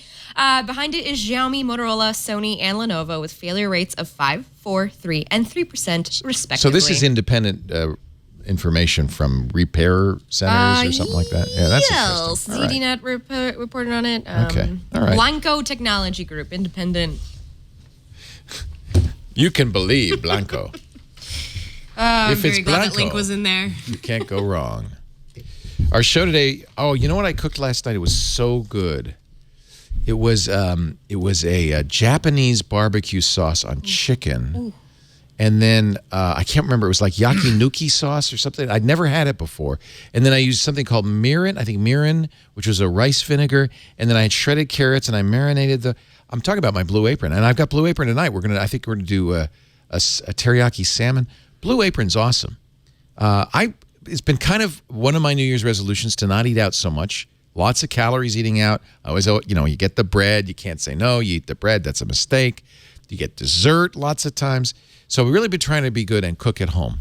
And Blue Apron has been such a boom. Blue Apron is the #1 fresh ingredient and recipe delivery service in the country. They deliver amazing. It's all fresh. It's uncooked. They're giving you the recipe and the ingredients to make an amazing meal. The house fills with the smells of ginger or shallots or sauteing garlic. And I made jasmine rice. And they taught me a better way to make jasmine rice. I sauteed garlic and what else? It was something else. And then I put the rice in and browned that a little bit. Then I added the water and cooked it. It was the best jasmine rice I've ever had. And so once you learn these techniques, from now on, I even went on Amazon and I ordered more of that, what it was, yakinuki sauce. It's a Japanese barbecue sauce. It's incredible. Incredible. So you learn these techniques, you learn new ingredients, and you're having delicious meals. They have 2 plans, one for couples, one for families, family of 4. Although we use the 2-person plan and we feed our teenager too. So they're generous portions. But they're delicious and healthful. And I always assumed, this cost me more, but it's worth it. It's actually, you pay more, 60% more at a grocery store, because if you think about it, they don't have as much overhead as a grocery store. Look what's on the menu. Pork and cabbage tacos. Those look really, really good. With pineapple and pickled jalapeno salsa. Oh, man. And you get just the right ingredients. So I got the mirin, which is a very good rice wine vinegar, but I only need 2 tablespoons, so it comes in a little bottle of 2 tablespoons of mirin. So you have no waste. There's there's leftovers if you don't eat all the food, but there's no leftovers from cooking it. You don't get extra stuff. Salmon, that's what I'm making tonight. Salmon piccata with orzo and broccoli. Pork chops and miso butter with bok choy and marinated apple. We had some good bok choy last night. It was so good. I sauteed it in the pan with the yakinuki sauce or whatever it's called in the mirin. Vegetable chili and baked sweet potatoes with crispy tortilla strips. Spicy shrimp coconut curry with cabbage and rice. Look, here's what it goes. There's no weekly commitment. You only get deliveries when you want them. You go to the website. You look at the menus. They never repeat more than once a year, so you're always something interesting and different. You customize it. They deliver to 99% of the continental United States. Check out this week's menu, and you're going to get your first 3 meals free with your first purchase and free shipping. BlueApron.com/twit. BlueApron.com/twit. It's named Blue Apron because that's the color of the little blue aprons that the apprentice chefs at the famous French cooking school, the Cordon Bleu, wear little blue aprons. Oh. Yeah. BlueApron.com/twit. I love it. I really love it. We're going home. Lisa said, should we eat out tonight? I said, no, we got the salmon. We're going to make the salmon piccata. She said, that sounds good. So hungry. I know. It's mean of me to do those ads. It's mean. All right. You wanted to talk about Spotify. Yes, please. So 50 million paid subscribers. It's weird because their growth does not seem to be slowed by competition from Apple or Pandora or Amazon, which announced it's unlimited. You don't seem so... I noticed you didn't say Tidal. Yeah, whatever happened to that? Yeah. But they're doing a Tidal thing, right? They've announced that they're going to do high-quality music now for a little more money, right? They're testing $14 or $20 a month. Yeah, that's a lot. Which I will definitely pay for. I would pay for as well if I could have high quality music in my car. Oh, for sure. Well, but wait a minute It's such now. an easy upsell. Spotify's 320 kilobit MP3s at its highest level. That's pretty good, right? So is this uncompressed? My ears are not good enough. Yeah, I can't tell the difference. I'm a big old music dork. So this is uncompressed. It's CD quality. Just to hear the difference Do you? in sound. Do you do this effect with your hands and face when Like, you listen? You know what you could do? the sound. You could just get a recording of and play that behind your CDs, and it would sound just like you're listening to a record. It's true. I have one of those neat. Oh, you weren't kidding. You actually do buy vinyl. Yeah. Oh, that's hilarious. Like latest. Okay. So you would spend $20 a month, both of you would, for hi-fi. I mean, Spotify is the best money I spend every month. Agreed. By far. Agreed. Why is Discover Spotify? Weekly playlist is so good, by the way. A Discover Weekly. Every Tuesday, they make a new So playlist good. based on your interests. And it's never off the mark. Like I mine enjoy. is. Oh, really? Yeah. Are you sharing your account with Yes, everybody? that's No. why. No? No, actually, I have the family plan where I have a separate account for. I got one just for the Sonos. I So did that get other for a people- while so a it lot wouldn't of screw up country mine. music first, Yeah, and I'm a then real all of a sudden it was all piano, classical piano, like 18 different kinds of Moonlight Sonata. So every once in a while, Discover Weekly. It depends. I guess I'm limited. I I quit. kinda stick to a certain genre. I quit. So maybe that's I why. quit Spotify. I mean, mine's I'm gonna- pretty good. Where'd you I- go? Wait, you switched. I switched. To? Well, I already had Google Music, Google All Access, or whatever they call Google Play I'm Music. locked out of it. Anyway. You're locked out of it? Did you try to cheat them? She broke I into have the campus like again. 50 devices on my Oh, account. yeah, and you're I not just allowed have to do never that. called Google. Yeah. They'll. Yeah. And then because I have a Amazon Echo, I decided to get the Amazon Unlimited. Yes. And that's cheap. That's $8 a month. And as far as I can tell, almost all the same songs on all of them, right? It's all roughly the same 30 million song playlist. You know what's really interesting? How the music industry's changed. Because remember, it wasn't so long ago that the record industry knew that, well, we're going to have 2 good songs from this band. Let's put on an album with 10 songs. We'll sell them the album. We'll make more money. Yeah. Then Apple came along and strong-armed them and said, we're going to do CDs. We're going to do singles for 99 cents. And the record industry said, no. And they said, and Steve Jobs literally said, I don't care. We're doing it. And was able to force it through. It changed the record industry. People bought a la carte, but they still bought. Then along come these streaming services, and I've got to think nobody's buying music anymore. I buy Why music. would you? I just bought CDs actually. Why? The other day. I want to support the artists, and I realize that That's sounds the only like reason. it's No, true. no, I'm not no, trying to you're be right. like a good person, but honestly, if I love an artist, I'm gonna go see them live. I'm gonna pay all the money to see them live. I'm gonna buy their records or their CDs. Meanwhile, all the artists that you listen to but aren't like a fan are making half a quarter of a third of but a I still cent. listen to them on Spotify. Yeah, but they're not making any money on Spotify. Make better music. So Spotify now says it has 50 million paid subscribers. Compare that to Apple Music, which is at less than half, 20 million. So I did the math on this Please do. because I like Spotify a whole bunch. So they added 10 million subs from September 14th, 16 to today, which is about 59,000 per day or Wow. 1.78 million a month. Wow. And then I averaged out their entire lifelong cadence from 2011 through 16, and it was 590K a month. But if you go back to just 2016, Do you have a graph? Can you show me this in a graph? Do you have a PowerPoint? you Because like I don't math? understand this. I am indeed a dork, yes, if that's what you're aiming for. Jealous. Anyways, the point is they've managed to keep up their 2016 new paid user accretion So rate. their acceleration is has been maintained. is consistent. Yeah, so they're growing faster now than they were before, which bodes really well for them. The problem is their revenue is mostly pass through. So about 85% of it goes to the labels. This They is- to drive margin just on 15% that goes to credit card processing, marketing, promotions, and so This forth. is precisely So- the problem all the services have. Yes. So Spotify needs to find a way to get leverage against the labels to drive a better deal. The problem is the labels bought part of Spotify. So now Spotify has to beat up its parents to get a bigger allowance so it doesn't die before it can go public. But it can't. You know what the really do record that. industry loves? They love the idea that they own this, and at any Yes. point they could choke it off. If they'll use it as long as they get some value out of it, maybe there's promotional value. But there's unlike Apple, which they cannot control, they control Spotify. And this is the problem that in my opinion, I've said this before, none of these independents have a chance. Because Apple, Amazon, and Google don't need the revenue from their music services. It's incidental revenue, incremental revenue. They can keep it going for other reasons. Spotify, Pandora, Tidal, they're living on the scraps the music industry allows them. And at any point, the music industry could say that's it. Yeah, which is terrifying. It's a bit like airlines. Like none of the airlines really make any money. Well, how do they live? They all kind of barely scrape by. I love hearing that. Of transportation I rely on is just barely scraping by. But it's oh wait, true. that's BART too. It's true. Oh wait, wait, no. Southwest had 522 million in net income last quarter. Wow. But it's incidental compared to the 5 billion. But they're not like big. I mean, they're not Google. Okay. But there's only one Google. I'm saying compared to the size of the airline industry, though. I mean, sure. Did you see that Spotify is trying to get into original podcasts, by the way? Speaking of... That's a hell of a segue from the airline industry. No, this is actually, though, exactly how all of these companies are responding.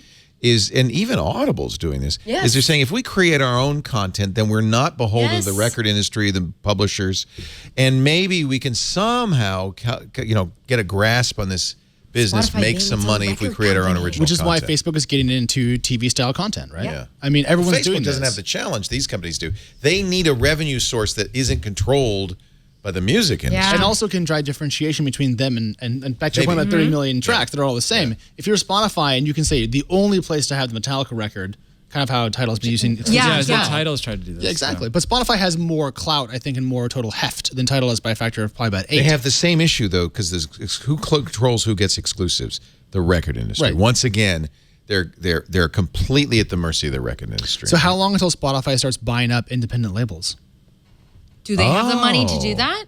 Well, they borrowed a bunch of money at a very, very expensive rate, as I'm sure Peter knows, because of the terms on the debt. If they don't IPO, the discounts that the people who lent the money get larger as time goes along. I think there's a ratchet. It's really, when is the really clock bad. tick? Now. They have to IPO now? They need to IPO this year, and they can. Really? Yeah, it's going to be very, very difficult for them to IPO. So this headline, Spotify now has 50 million paid subscribers, tells none of the story. No. This is a company that probably isn't going to survive 2017. There are articles about them running out of cash this year. It's super bad, but they will not die. This company will zombie on forever because it is a conduit between my wallet and the labels, and they own a piece of it. So you can't kill it, but it may not be healthy and it may not be able to go It's also public. a good brand. I mean, a lot of people know Spotify. I love Look at you guys. You love Spotify. I love Spotify. I evangelize for it like you evangelize for Android because we're dorks for this stuff. But I should point out, I also loved Spotify. I love Discover Weekly, but I didn't love it so much that I wasn't willing to go to what is essentially an equal service, very close to equal service, because I didn't want to pay for 3 services. I'm already paying for 2. Well, playlist lock is a big deal. I have playlists that I've built on Spotify. Yes. I left them behind. Yes. But to me, that's a very personal thing. Yeah. Like that really hits me right in I kind of miss Spotify. I'm very tempted to rejoin. Well, if you just leave that Amazon business behind, you can come back to the cool kid table. I like how easy the offline featurette is on a smartphone because I mean, it's huge. I can even use it on my Chromebook, which is awesome. Yeah. Just like, I mean, yes, I can do it on a desktop, but I like that That's functionality. a Chromebook, right? Yes, this is a Chromebook. I'm just making sure. So you guys just wanted to talk about this just because you love Spotify. That's so cute. I mean, we can't be so cynical and cute. horrible about everything. Yeah. Just most things. So their growth is good. But growth means nothing if you don't make any money. Just like when Snapchat makes more revenue but loses more money. Yeah. This is a Snapchat similar also problem. trying to develop its own original content. The original content push right now is a facet of the broader platform wars we're seeing among the major tech I have my companies. own original content coming out soon. I mean, everybody's got original content. You have original content? I mean... Jinx, you owe me a Coke. I come here too much, I think. Anyways, what's your original content, Flo? You know, it's me. I'm my I'm the original content. I didn't know you were original content is coming out of her mouth Yes, right it's now. exactly. You're experiencing it. This wasn't derivative drivel then. Okay, fine. Nice. But that's what I mean, is anybody can make original content now. Oh, no, but I mean, we mean, come on. You know what I mean. mean. Yeah, I do know what you mean. Stranger Things was original content to a higher level. Right, yes. Stuff that drives conversation, like Game of Thrones for HBO and so forth. Like, premiere Halo Well, you mean style exclusive content. That's what you mean. I mean, Exclusive essentially original content. Yeah, exactly. But that's what could happen with, with Spotify. They get all these Bieber wannabes who get on YouTube and they get all popular and they go, yeah, come here. That's the model they should emulate. They should look at how YouTube made it. Because nobody's signed at YouTube, right? But YouTube has its own stars. So Spotify needs to become the YouTube for music. But guess who's already doing that? SoundCloud. Can they Are beat they? SoundCloud at its Are own they? game? I think that's the plan. If at anything, SoundCloud. SoundCloud's going to go out of business. They're before struggling. Spotify, They're so- struggling too. Yeah. All right, Spotify acquires SoundCloud and builds. They've talked. Ooh, They have been in conversations. I don't think that deal is going to happen. which is a bummer because that would be great for me. I mean, I love the stuff that's on SoundCloud. I want to have that exclusivity. Is that the name of your exclusive content? Go with the flow. It should be. It's really good. Yeah. Chat room. Well, SoundCloud loses a ton of money too. They're in worse shape than I know. Spotify is. So it's, Pandora. Someone mentioned loses Vivo. money. So from what I understand, Vivo. Someone just mentioned in the chat room. I heard that for every $1 that they take in revenue, $1.05 has to be paid out in royalties. Yeah, see, that's not a sustainable business. Oh, you mean model. $1.50? No, $1.05. Doesn't- Well, yeah. that's not as bad. That's, But they have like the. But I'm saying, Snap's going but, public. But Spotify, it's like 85 cents out of every dollar. Right. But with Vivo, they actually They're negative. they're negative. They're and upside that down. doesn't. No. That's their operating expenses and all that stuff, marketing. That's on top of the $1.05. How am I But you supposed know to why watch they don't music care? videos? But you know why they don't care? You know who owns Vivo? Sony. No, I know. And But- Universal. The it's basically record companies own it. So they're basically paying their artists a nickel more To make original content. to make original content. Well, and the interesting thing is one reason that Apple was able to do the iTunes deals in the first place is that the major labels weren't able at the time to collude to build That's their right. own Now they digital can. distribution Now platform. they can collude. Well, now it's a little now they were able to do it by having somebody else come along like Spotify and then make investments in it as part of their licensing deals. By the way, one more story Edge Pie I forgot to mention has said, I am not going to review the AT&T Time Warner merger. This is actually a reversal of what candidate Trump said on the campaign trail. He said he didn't like the idea of the AT&T Time Warner merger and was going to turn it around. As soon as he gets in office, his FCC chairman says it's going to go through. Are you saying something that Trump said would happen is not going to happen? Well, yeah. Because that's never happened before. Pie has all along said that the FCC shouldn't stop mergers, and I presume there is still an FTC or maybe the DOJ can get involved. But you're right. I think it's the FTC. Alex, we should I have think a this is merger. going to happen. I think this is going to happen. We should which just is have your people bad call for my people. users. Which We'll is just do bad it for from stock. users. Yeah, It'll be fine. Nobody's gonna look at it. It'll be No, fine. it's just ratchet PE price sale ratio. Mozilla buys Pocket. Yes, that was Interesting. out of the blue. Mozilla, I thought was like open source company. Pocket had been shopping themselves for a while. Have they? Really? Years. I years love and Pocket. years. I use it. I never read revenue, anything it I put costs. into Yeah. it. Is there any way to make money on Pocket? You put ads in there? Do they put ads in there? Was there a subscription model? There behind is a that? premium service, and I don't think there's really much in the way of advertising. Yeah. But they raised way too much money, and then when they were trying to shop themselves for years. How much did they raise total? Hold on. 28, I think. For those who don't know, Pocket is a way to save articles Does it and say read in them your- later. It's kind of a read it later service. What really hurt their business is when Apple built that into its own browser. I don't know if Chrome does that. I use Pocket. You can have you have saved to inbox, and it sends you an email. Who wants that? That's no good. Who needs that? They raised R.I.P. Google Reader. $14.5 million across 3 rounds. Okay, so it's Last under was 20, a $7 million Series B in February 2015, so just about 2 years ago now. This guy is Crunchbase. Yes. You just ask him and he knows. Yeah, he's impressive. This is my jam. Financial Yeah, you shit. shouldn't be asking me how much money they raised. Well, I thought you would know. He was I was testing. I was Mr. close. I'm raising He's a testing it. He's specified testing pool you. of capital for Yeah. certain purposes. Well, not for Pocket. Hopefully. Unlike NEA. Oops. According to The Verge, Pocket flirted with an acquisition 6 years ago when Evernote offered to buy them, but CEO Nate Weiner rejected Evernote's offer when it became apparent that Pocket was likely to become a feature inside the bigger company's app rather than a standalone. That's fair. That's a weird I'm gonna ego. tell you- Yeah. Pinterest bought Instapaper, its biggest rival, last year. Sure. Yep. And that was so Instapaper. So I work at BetaWorks, and that was a BetaWorks at I acquired. loved Instapaper. Instapaper. Yeah. And a good exit, it sounds like. Pinterest. Well, probably paid I mean, also because BetaWorks was able to acquire Instapaper at attractive pennies price. on the dollar, as they Well, say. I don't want to get specific. Attractive price is a great way to phrase fire sale. No, that's a compliment. Attractive prices. When So all- I'm all- not sure why Mozilla. I guess you could have is Mozilla nonprofit or is it I guess it's a for-profit company. This Although is the Mozilla Foundation, but they can still acquire things. they can acquire stuff. All right. Netflix has twice the subscribers as Comcast. Twice. They have better stuff. How about that, huh? Where else are you going to watch Orange is the New Black and Stranger Things? Yeah. Not on Comcast. Well, you can through So Comcast. in this Top 10 downstream web traffic. 35% of web traffic is Netflix. Wow. 17.5% YouTube. So it's twice as big as YouTube. I watch both of those on the daily. You know what I don't see there? Amazon Video, 4.3%. Other, a big 4.2%. That's my question. Does all older person content fall into the other category? I watch Google Play. Does that count? Not quite what I had in mind, but we can take that. Isn't it interesting, though, when you are sitting in front of your TV, most people have Roku or Apple TV or some sort of solution, you can rent a movie from a number of services, right? Play, yeah, that's what I use. Yeah. So you could do Play, you could do iTunes, you could do Amazon, you could do Vudu, and then there's a bunch more. Do you have one that you choose all the time? Play You Store. always, and why? Because it's integrated into my Google account. Right. It works with all my different devices. Somebody and they told have me a lot that. Of sales. Get They it- have a lot of sales. Get it on Google Play because then everything has YouTube.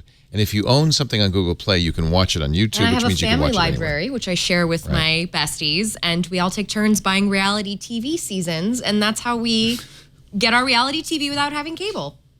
Your friends sound a lot cooler than my friends. Which We don't have, reality like, TV? groups That's a like really that. good idea, actually. Which reality TV? Real Housewives? Bravo. Yeah, okay. Bravo, because none of us have Bravo on cable. That's the cultural channel, right? Bravo. Lots of operas, It symphony was. orchestras. What about you, Peter? Do you have a preference? So I have an LG OLED TV, Yeah. and it has Smart it has TV. Netflix, and That's the one with WebOS. on it. WebOS? Yeah, the WebOS. It's actually a great TV. Wonderful interface. And it has, and actually I know the guy who designed it. It's a friend of Really? mine. He's a parent at my kid's school. Oh. Yeah. Was and he from WebOS?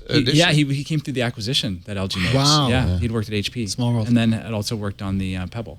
So he was at WebOS, then HP, No, HP. Yes, WebOS Yeah. and HP. and then phone, and now at No, the Pebble, the LG. watch. Oh, okay. Yeah. Anyway, he's a great guy. So it has Netflix, it has Google Play, and it has Amazon built in, and Vudu, which I never use Vudu. But so I usually bounce between Amazon and Google depending on availability and I price. notice I don't have a real strong brand loyalty. I just, it's whatever's, everybody has Netflix, and that's why you see 37 or 35.7%. Yeah, I mean, that's all the original content that people talk about. Yeah. There's a couple things on Hulu that people have started talking about. What? Difficult People. A lot of people like that show. The problem I have with Hulu is the ads. And it's not so much the ads. You can pay for the upgraded. It's the, whatever his Captain Obvious ad, the same ad, like 4 times in the show, is really annoying. I know. I wouldn't mind if it were 4 different ads so much. But it's the same ad because they can't sell it. I let You my can pay Hulu to get all the ads gone? Almost all the ads. Yeah, that's And what I thought. Showtime.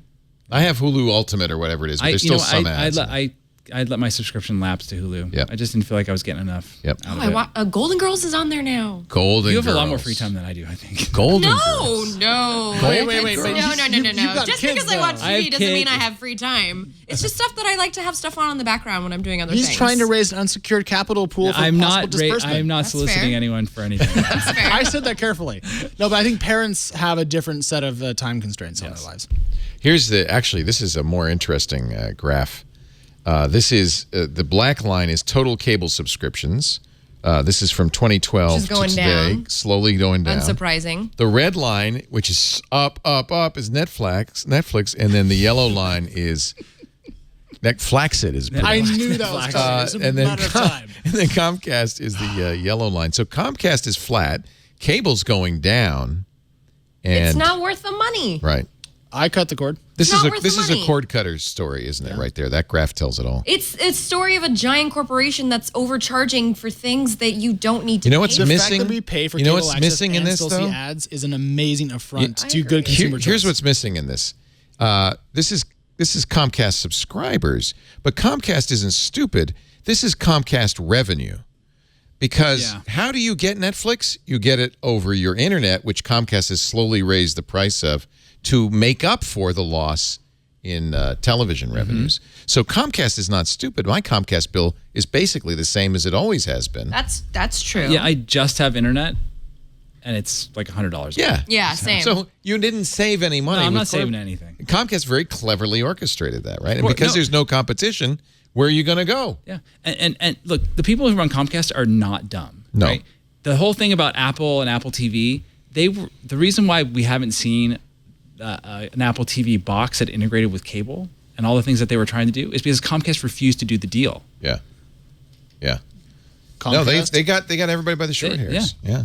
They don't need anybody. Quick break, and then we'll wrap it up. We haven't talked about the Nintendo Switch. I think Oh, boy. we should talk about that. Which of you are going to go round the moon with Elon Musk next year? I mean, Yeah. I've been asking him. And he hasn't replied to the my game of the year, GDC was this week, the Game Developers Conference. What did they pick as the game of the year? Don't look at the notes. Think. Use your head. Use your noggin. Use your flatulent, flaccid, flabby noggin. Our show today brought to you by ZipRecruiter. If you wanted to hire a new host for This Week in Tech, you know what you would do? You would go to ZipRecruiter, because I'll tell you what. Well, let's assume the perfect person to host this show is somewhere. Not me, obviously, but somewhere that person is there. And what job board is that person on? Do you know? No, you don't know. You don't know. There's hundreds of them. So here's the deal. You go to ZipRecruiter, you post it once on ZipRecruiter, it goes to 200 plus job boards and Facebook and Twitter and everywhere. So the chances are much better that you're going to hit that right person. And here's the beauty part. You might say, if you're the poor person in charge of hiring at your company, I don't want 100,000 emails. I don't want all those phone calls. No, you won't get any. You'll get zero because it goes into the ZipRecruiter interface. And the ZipRecruiter interface is awesome. It reformats the resumes so they're uniform so you can read them quickly and easily. You can set up standard questions, multiple choice, yes, no, even essay questions that you ask every candidate. You can then review those, screen out the people who don't match, and then pick the right person fast. All in that interface. So fast that in a few days you'll have the best candidate. It is the most efficient. It's the brilliant way to hire people. That's why it's been used by the Fortune 100, by thousands of medium and small businesses use it. I think more than 1 million businesses now have used ZipRecruiter.com to do their hiring. We've used it. It's great. Still looking for that host, though, for the show. Haven't found that person. ZipRecruiter.com/twit. We got a free trial for you. ZipRecruiter.com/twit. We thank them so much for helping us with our hiring. Game of the year, GDC. And I agree with it. Any thoughts? Do you know? I'm a little out of the game. Overwatch. Oh, I believe that. Oh, Awesome. Overwatch. Of course. Awesome. It's really, really fun to play. Well, now I feel terrible for not guessing that because obviously. I was thinking Blizzard. Doom 4. You know, they're great games at Call of Duty, and they're great games out there, but Overwatch has combined the first-person shooter with online multiplayer with story. Fun and funny. It's engaging. It's fast-paced. It's you could talk to people while you're playing. It's got all of it. People love it. No, The so here's how servers big work. Overwatch is. I just saw this. So I think it was Pornhub released their report for the top 20 most searched terms on Pornhub last year. Overwatch was number 11. Okay, I'm not gonna say how I know. Which I didn't know it was that Overwatch porn was a thing. There is. So what they do is they take the characters. Some of them. I mean, some of the ladies, particularly in well, actually, even the guys are good looking. I'm not looking at you. And somehow people have figured out ways to take those characters and animate them. Somehow they've done it. And it's wow. I've the, stumbled across it on the internet. On the PG side of things, I bought an Xbox this last week, and this is the thing I'm most excited about playing. Yeah. Because I want to play. You ended up getting the Xbox? Xbox One, yeah. Get Overwatch Origins. Okay. I have it for PC already. That's not the original. Okay, well then I don't know if you get a deal. I think I have to buy or it not. again. I think you have to buy it again. It's fine. Yeah, $60. But I want to play it on my TV, Awesome. so I feel very excited about that. It's very, very fun. They've done a great job with it. So, the number one game at GDC, and that's like getting an Oscar because that's your peers voting for you on that one. That's a big deal. Now all it needs is an Emmy, a Tony, a Grammy. SpaceX has announced that next year. Now this seems on the face of it a little difficult. That next year they're going to fly 2 paying space tourists around the moon.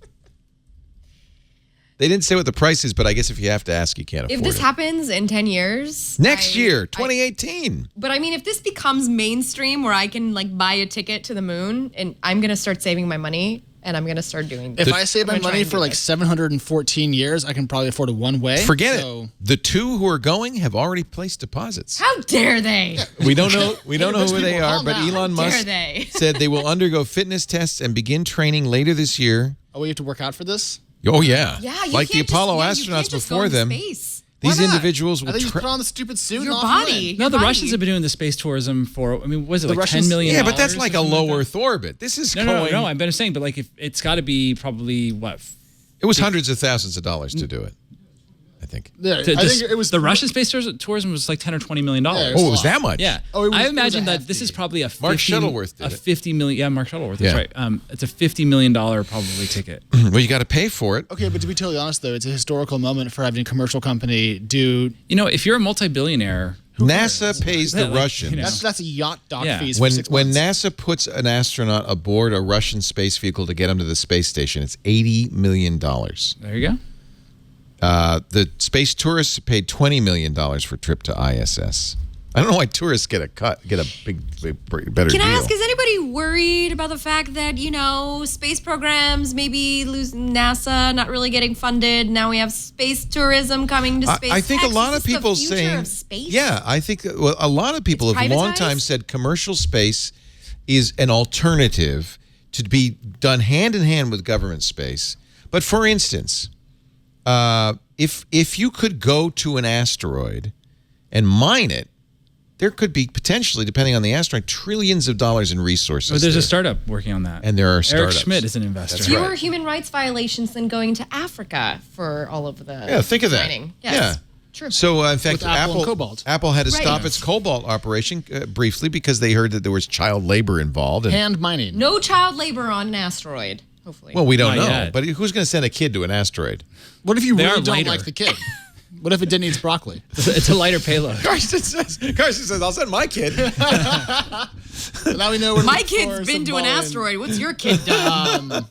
But asteroid mining, I feel like is pretty far out.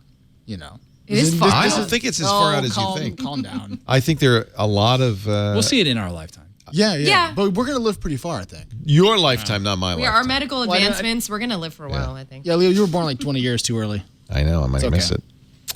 So, do not eat Nintendo Switch cartridges. I don't understand this, but then somebody said something this morning that made sense why this happened, and it's because just to keep children from putting That's things right. in their mouth. So, did any of you suck your thumb I actually, or bite your nails? I had I was a 3-finger kid. Okay. Yeah. Did your parents at any point put anything on them to keep you from doing that? No, my mother would just.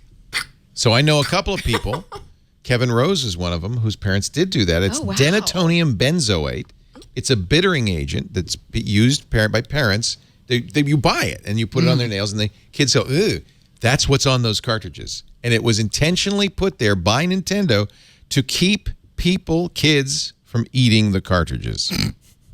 Actually, it's kind of a good. Yeah, no, it I like is. this. It's brilliant. After I heard It's not that, toxic. It's a life hack. I licked Anthony's cartridge, and I never had so much fun in my life. No, and it does. It's bitter. It's weird. He has the Nintendo Switch, right? I don't know why I'm pointing over there. He's at home. He was a little traumatized by the whole thing. I'm traumatized hearing about it. Yeah. It's pretty sweet, the Nintendo Switch. We had a review yesterday on the new screensavers. $300. Be hard to get it right now. I actually went out to eBay and paid a slight premium, $70 premium to get it. That's actually not that That's bad. not bad. That's not that bad. And $433 included the Zelda, and a lot of people are saying this. Now, I never played Zelda. You didn't either. You were a Mario kid. But I'm told that this is the best Zelda ever, and that's what sent me. That's a pretty high bar. That's a very high Ocarina bar. of Time. That's insane in the membrane. Is it though? Insane in the membrane. Can we gift that with sound, just for my own personal delectation? That would be amazing. I can't do that sound. I mean, that's kind of Is there a Leo insane. LaPorte Insane in the soundboard? membrane. Zelda is such a popular franchise. I mean, it's such a long-standing franchise. I went to the symphony. It made me cry. They played Zelda. I've never played Zelda. You've but never played Zelda at all? No.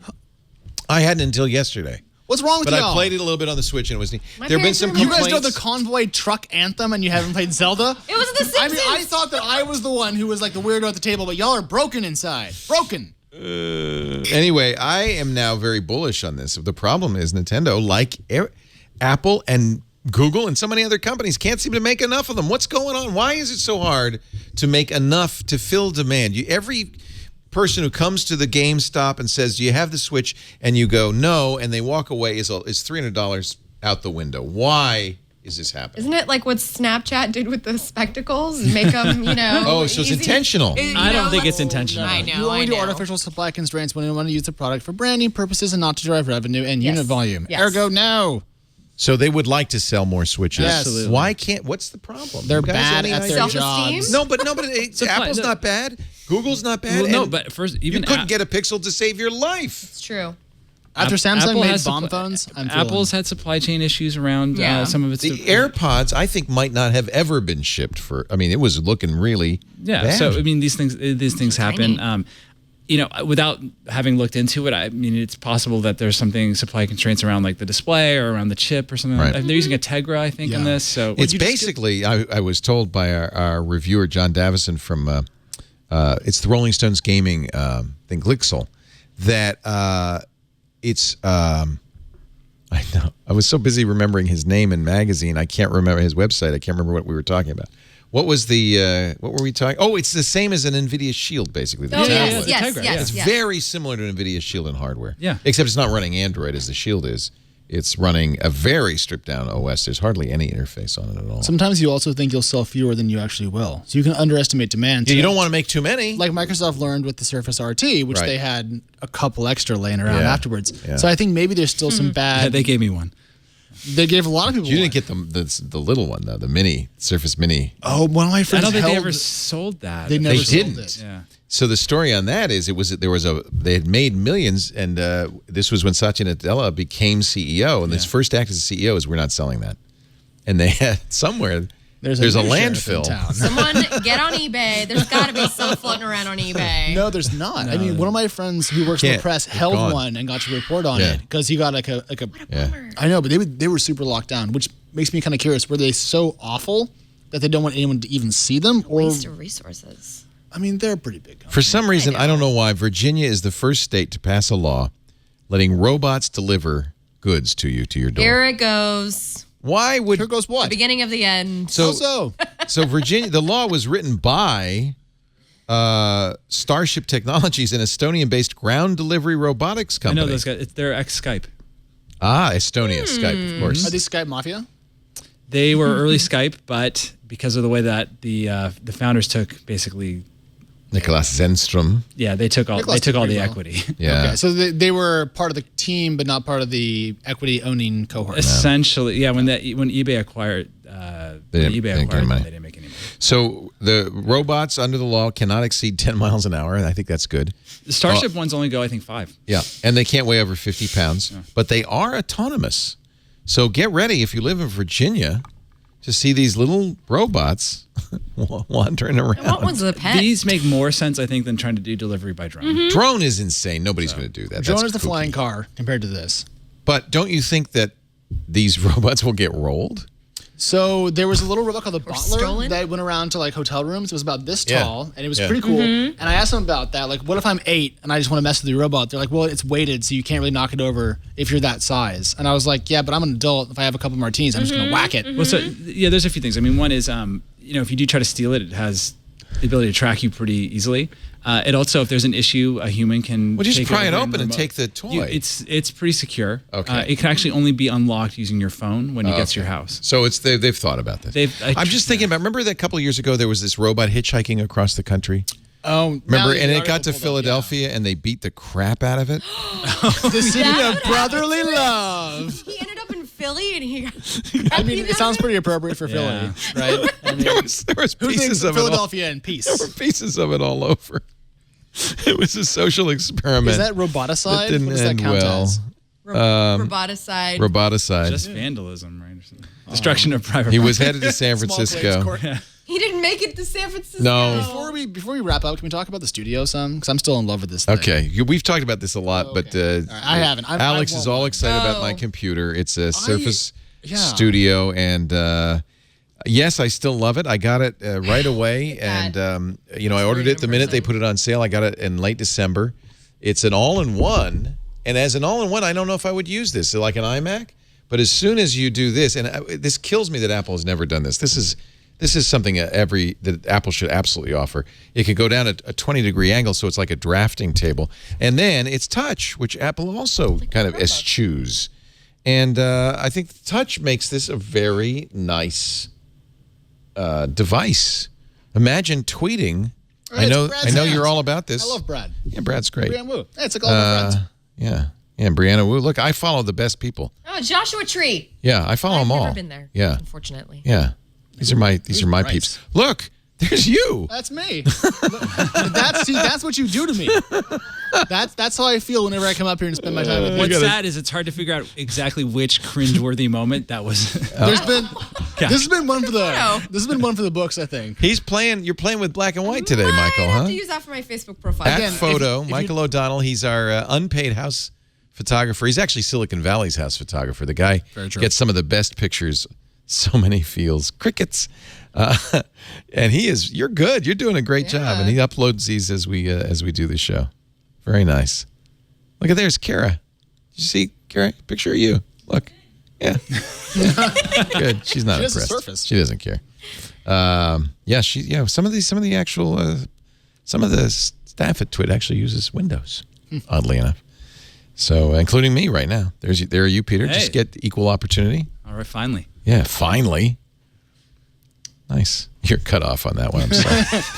Cameras is blind. Hey, I want to thank everybody for stopping by. Peter Rojas, ROJ.AS. He's a partner at BetaWorks and is not starting a fund. Under no circumstances should you even consider investing. You'd be guaranteed to lose your money. Is that okay? I think you just got me in big trouble. Can we control Z all the jokes about that for the rest of the day? We can delete everything. He's not starting a fund. There is no fund, and we can delete everything. Okay. You don't want anything about that in there. But actually, in this Trump administration, I don't think the SEC is really. They're not. They're fishing. Pretty sure Jeep They're enjoying their soon, time like off. Jack. That's a great picture of you, Flo. Thank you. Yeah, look how beautiful Flo is. I'll try. That's nice. And you're processing these in your phone? How? It just sends them straight out. You're sending them straight out from the camera. Yeah. Wow. Shooting a Canon 5D Mark II, right? Mark II, Mark IV, of course. I'm not great with Roman numerals. There you go. He's at Photo. Thank you for being here, Peter. It's always a pleasure to see you. I'm glad you're out our coast now. I hope we see more of you. We see a lot of Flo, and I'm very happy about that. Oh, that Flo on the Twitter. She's at AndroidCentral.com and every Tuesday on All About Android. Always a pleasure. Thank you for coming. Thank you, Leo. I'm sorry I called you a gypsy. I'm not sorry I called you Flaccid. That is Alex Wilhelm. I love how you were like serious, and then over here in my joke, punching bag with Alex. Editor-in-chief. It's so fitting. I love it. The brand new Crunchbase.com, which isn't there yet. Crunchbase.com is there. My little site's not up yet. It'll be up soon. What will the URL be? You not want to say? I think it's going to be crunchbase.news, but not yet. Oh, I like that. I love that. But you're working on this. Is a process. Peter knows about this. You start a new site. It takes time. You gotta do this a lot of stuff. So patience. I will come back and tell you about it when it's online. So soon. Any day. You're always welcome. We love having you. We love having all of you join us. We had some great studio audience members. If you want to watch this show live, you can. Just email tickets at twit.tv. We do this Sunday afternoons, 3 p.m. Pacific, local time, 6 p.m. Eastern time. If you want to watch on the internet, that's 2300 UTC. And you can watch us on YouTube Live. It's youtube.com/twit or on twit.tv/live. But there's also apps to watch live on Apple TV. There's a Roku app. And, of course, you can get the podcast after the fact. Download audio or video on demand. twit.tv/thisweekintech. Thanks so much to Karsten Body, our producer, running the board. Anything, Karsten, that I left out? Oh, we didn't do Uber. What are you going to say about Uber, though? I got lots of thoughts about Uber's economics. Really? It's bad. They had another horrible week. I mean, every week there's new revelations about Uber. It's a running game now. Don't treat your female employees like crap. Well, it started with Susan Fowler, but then Travis Kalanick, yells at a driver, and the driver's recording. What a thought! It's almost like Travis should not yell at people. You can't do anything without someone recording it, by the way. Yeah. I mean, come on. This is recorded. And then, they've now. How many people have left now in this under the scandal? The head of engineering got pushed out, and somebody left today. I mean, this week. There's been a number of blog posts. And the head of growth left. Growth. And their VP of engineering, the Google guy who had sexual. Amit Singhal, who was from Google. He's the grandfather of the Google search engine, by the way, which is like. And this about another potential scandal regarding Uber. We just record that and use it over and over. I mean, this is the one that broke this week. Is a tool called Grayball. Yes. That lets Uber drivers evade authorities when a police or a taxi commissioner or somebody tries to hail an Uber. The software says no, don't pick that one up. But I don't think this is technically illegal. I think it's just lame. Right? Well, it's just lame. But a lot of Uber hits that gray zone in between. It wasn't called. So it's called Grayball, like blackball, right? And the idea is, of course, that tool is used for bad customers. Because one of the things Uber does, you rank the drivers, but the driver can rank you, and they want to blackball customers. It was part of a program called Violation of Terms of Service. VTOS. And so they don't want people who are going to violate, their service. 4.6 But rating, in the article, it says that many people at Uber's team were uncomfortable with how it was used, right? So to me, even though it wasn't always used in illegal fashion, certainly the people internally were uncomfortable at it. It tells you how they were using it. And I was saying of all the things that have come out, this is probably the. In terms of a stack. But what it does is it really it's one more piece of evidence that this was a really nasty corporate culture, right? That this was a corporate culture that was aggressive, that was cheating, that was misogynistic, and yet as an investor, do you really care? I mean, you wouldn't be, but I mean, but if in Cal general, was on here, he'd be. He's got money in Uber, right? Yeah, he's Angel. But wasn't he a scout? Would he defend them? That wasn't his money, right? Yeah, but he has a lot of carry. Oh, on that. That makes me really mad. So he wants Uber to do well, but even he must at some point say, "But this is we got to bring in somebody and get." I mean, didn't Ariana say that? Isn't that why they brought in Eric Holder to investigate? But who thinks Ariana is going to show up there and actually change the culture? No, she doesn't care. She doesn't. I mean, I think at the end of the day, an investor, or the board is going to make a decision as to what's going to end up maximizing value towards an IPO. And if they decide that Travis is, net negative rather than net positive, like they will get rid of him. But I don't think they're at that point. Is Travis the problem? Absolutely. Yes. The fish rots from the head. Is it too late? Can you eliminate Travis and then change corporate culture? Isn't that built into the culture? And I think something that's really dangerous for Uber right now is that, I know like a lot of people, like I switched. Dump Uber is what's dangerous for them. Hashtag dump Uber. I stopped using Uber. Delete Uber. I'm moving to Lyft this week. Me too. I switched a few weeks ago, and I think that... That's bad. I mean, they weren't profitable anyway, but... I would say that, like, it is not, at least in San Francisco, using Uber is not something that you necessarily want to admit to anymore. Yes. No. Oh, that's interesting. That's shameful. a bad thing for them. It's shameful to use Uber. Yeah. Even if I continue to use it, I would not want to. You wouldn't want anybody to know. I wouldn't want people to know. I don't mind using Uber, but you're right. I wouldn't want anybody. I wouldn't want to announce it. Polly from Bloomberg said, "Who's still using Uber? Who could possibly?" And I had to be like, "Oh yeah, I meant to delete that." And so I confessed because I felt bad. Convenient. It's so easy. Right? But Lyft is nearly as convenient and costs like 50% more. And you can. Tip is it your more drivers. expensive? Yeah. You can tip your drivers too. It's better. It's better experience overall, but there's less driver. supply. That's another thing Uber did, which kind of pisses me off. For years, I took Uber with the kind of tacit understanding that they were taking care of the drivers. Yes. And then you find out, no, they never have been. They never got tips. And then I feel like a jerk for never tipping my driver. Now I over-tip them. Would you give this to the other guy that I forgot to tip 5 years ago? I'm sure he'll pass it along. One time an Uber driver asked us for a $40 tip. What? I don't understand the math there. How big was the bill? He asked you? Is this a Vegas story? No, this was in New York. He didn't like how loud our friends were, and he had You're an loud. SUV. I'm going to give you. Like, They say, loud, well, do they do that? They blackmail you. They say, I'll give you a bad rating. He was just yes. What did he say? Wait. That's blackmail. He was just yelling at us to give him money. He's like, so you got out and he was like, give me more? Yeah, he's like, give me more money. I won't give you a bad rating. And so we gave him money. No, you need to like downrate him and then make a note. Yeah, this was years ago. Yeah, if you make a note, you can put that next in there. It becomes part of his form. The only trouble we've ever had with Uber, we were in Paris when they had just launched, and the Uber driver said, "Oh, the app crashed." That's happened to me before too. I don't know what to charge you. Give me money. Bro, that's not $90. That's so French. It's very French. That's such a Parisian experience. And you know what? I gave him money because I was just so happy to have a ride because the cab drivers are far worse. We were in Paris and it started to snow, And all the cabbies get out their newspaper, roll up the windows, and no. And they start smoking. Wow. It's like, no. I'm not giving, no. Remember, we're trying to get a ride. It's snowing. We want to get home. No. That's why Uber does well. Uber lost almost $3 billion last year, according to most estimates. So I don't think Uber's doing that well. If Uber doesn't do well, Jason doesn't do well. And if Jason doesn't do well... Am I allowed to be biased here? No. Okay. He's a friend of the network. Used to be my enemy, but now he's my friend. I'll get there too. Yeah, well, I guess all that's left is to say thanks for being here. We'll see you next time. Another twit is in the can. Bye-bye. Yeah, don't beat your robot.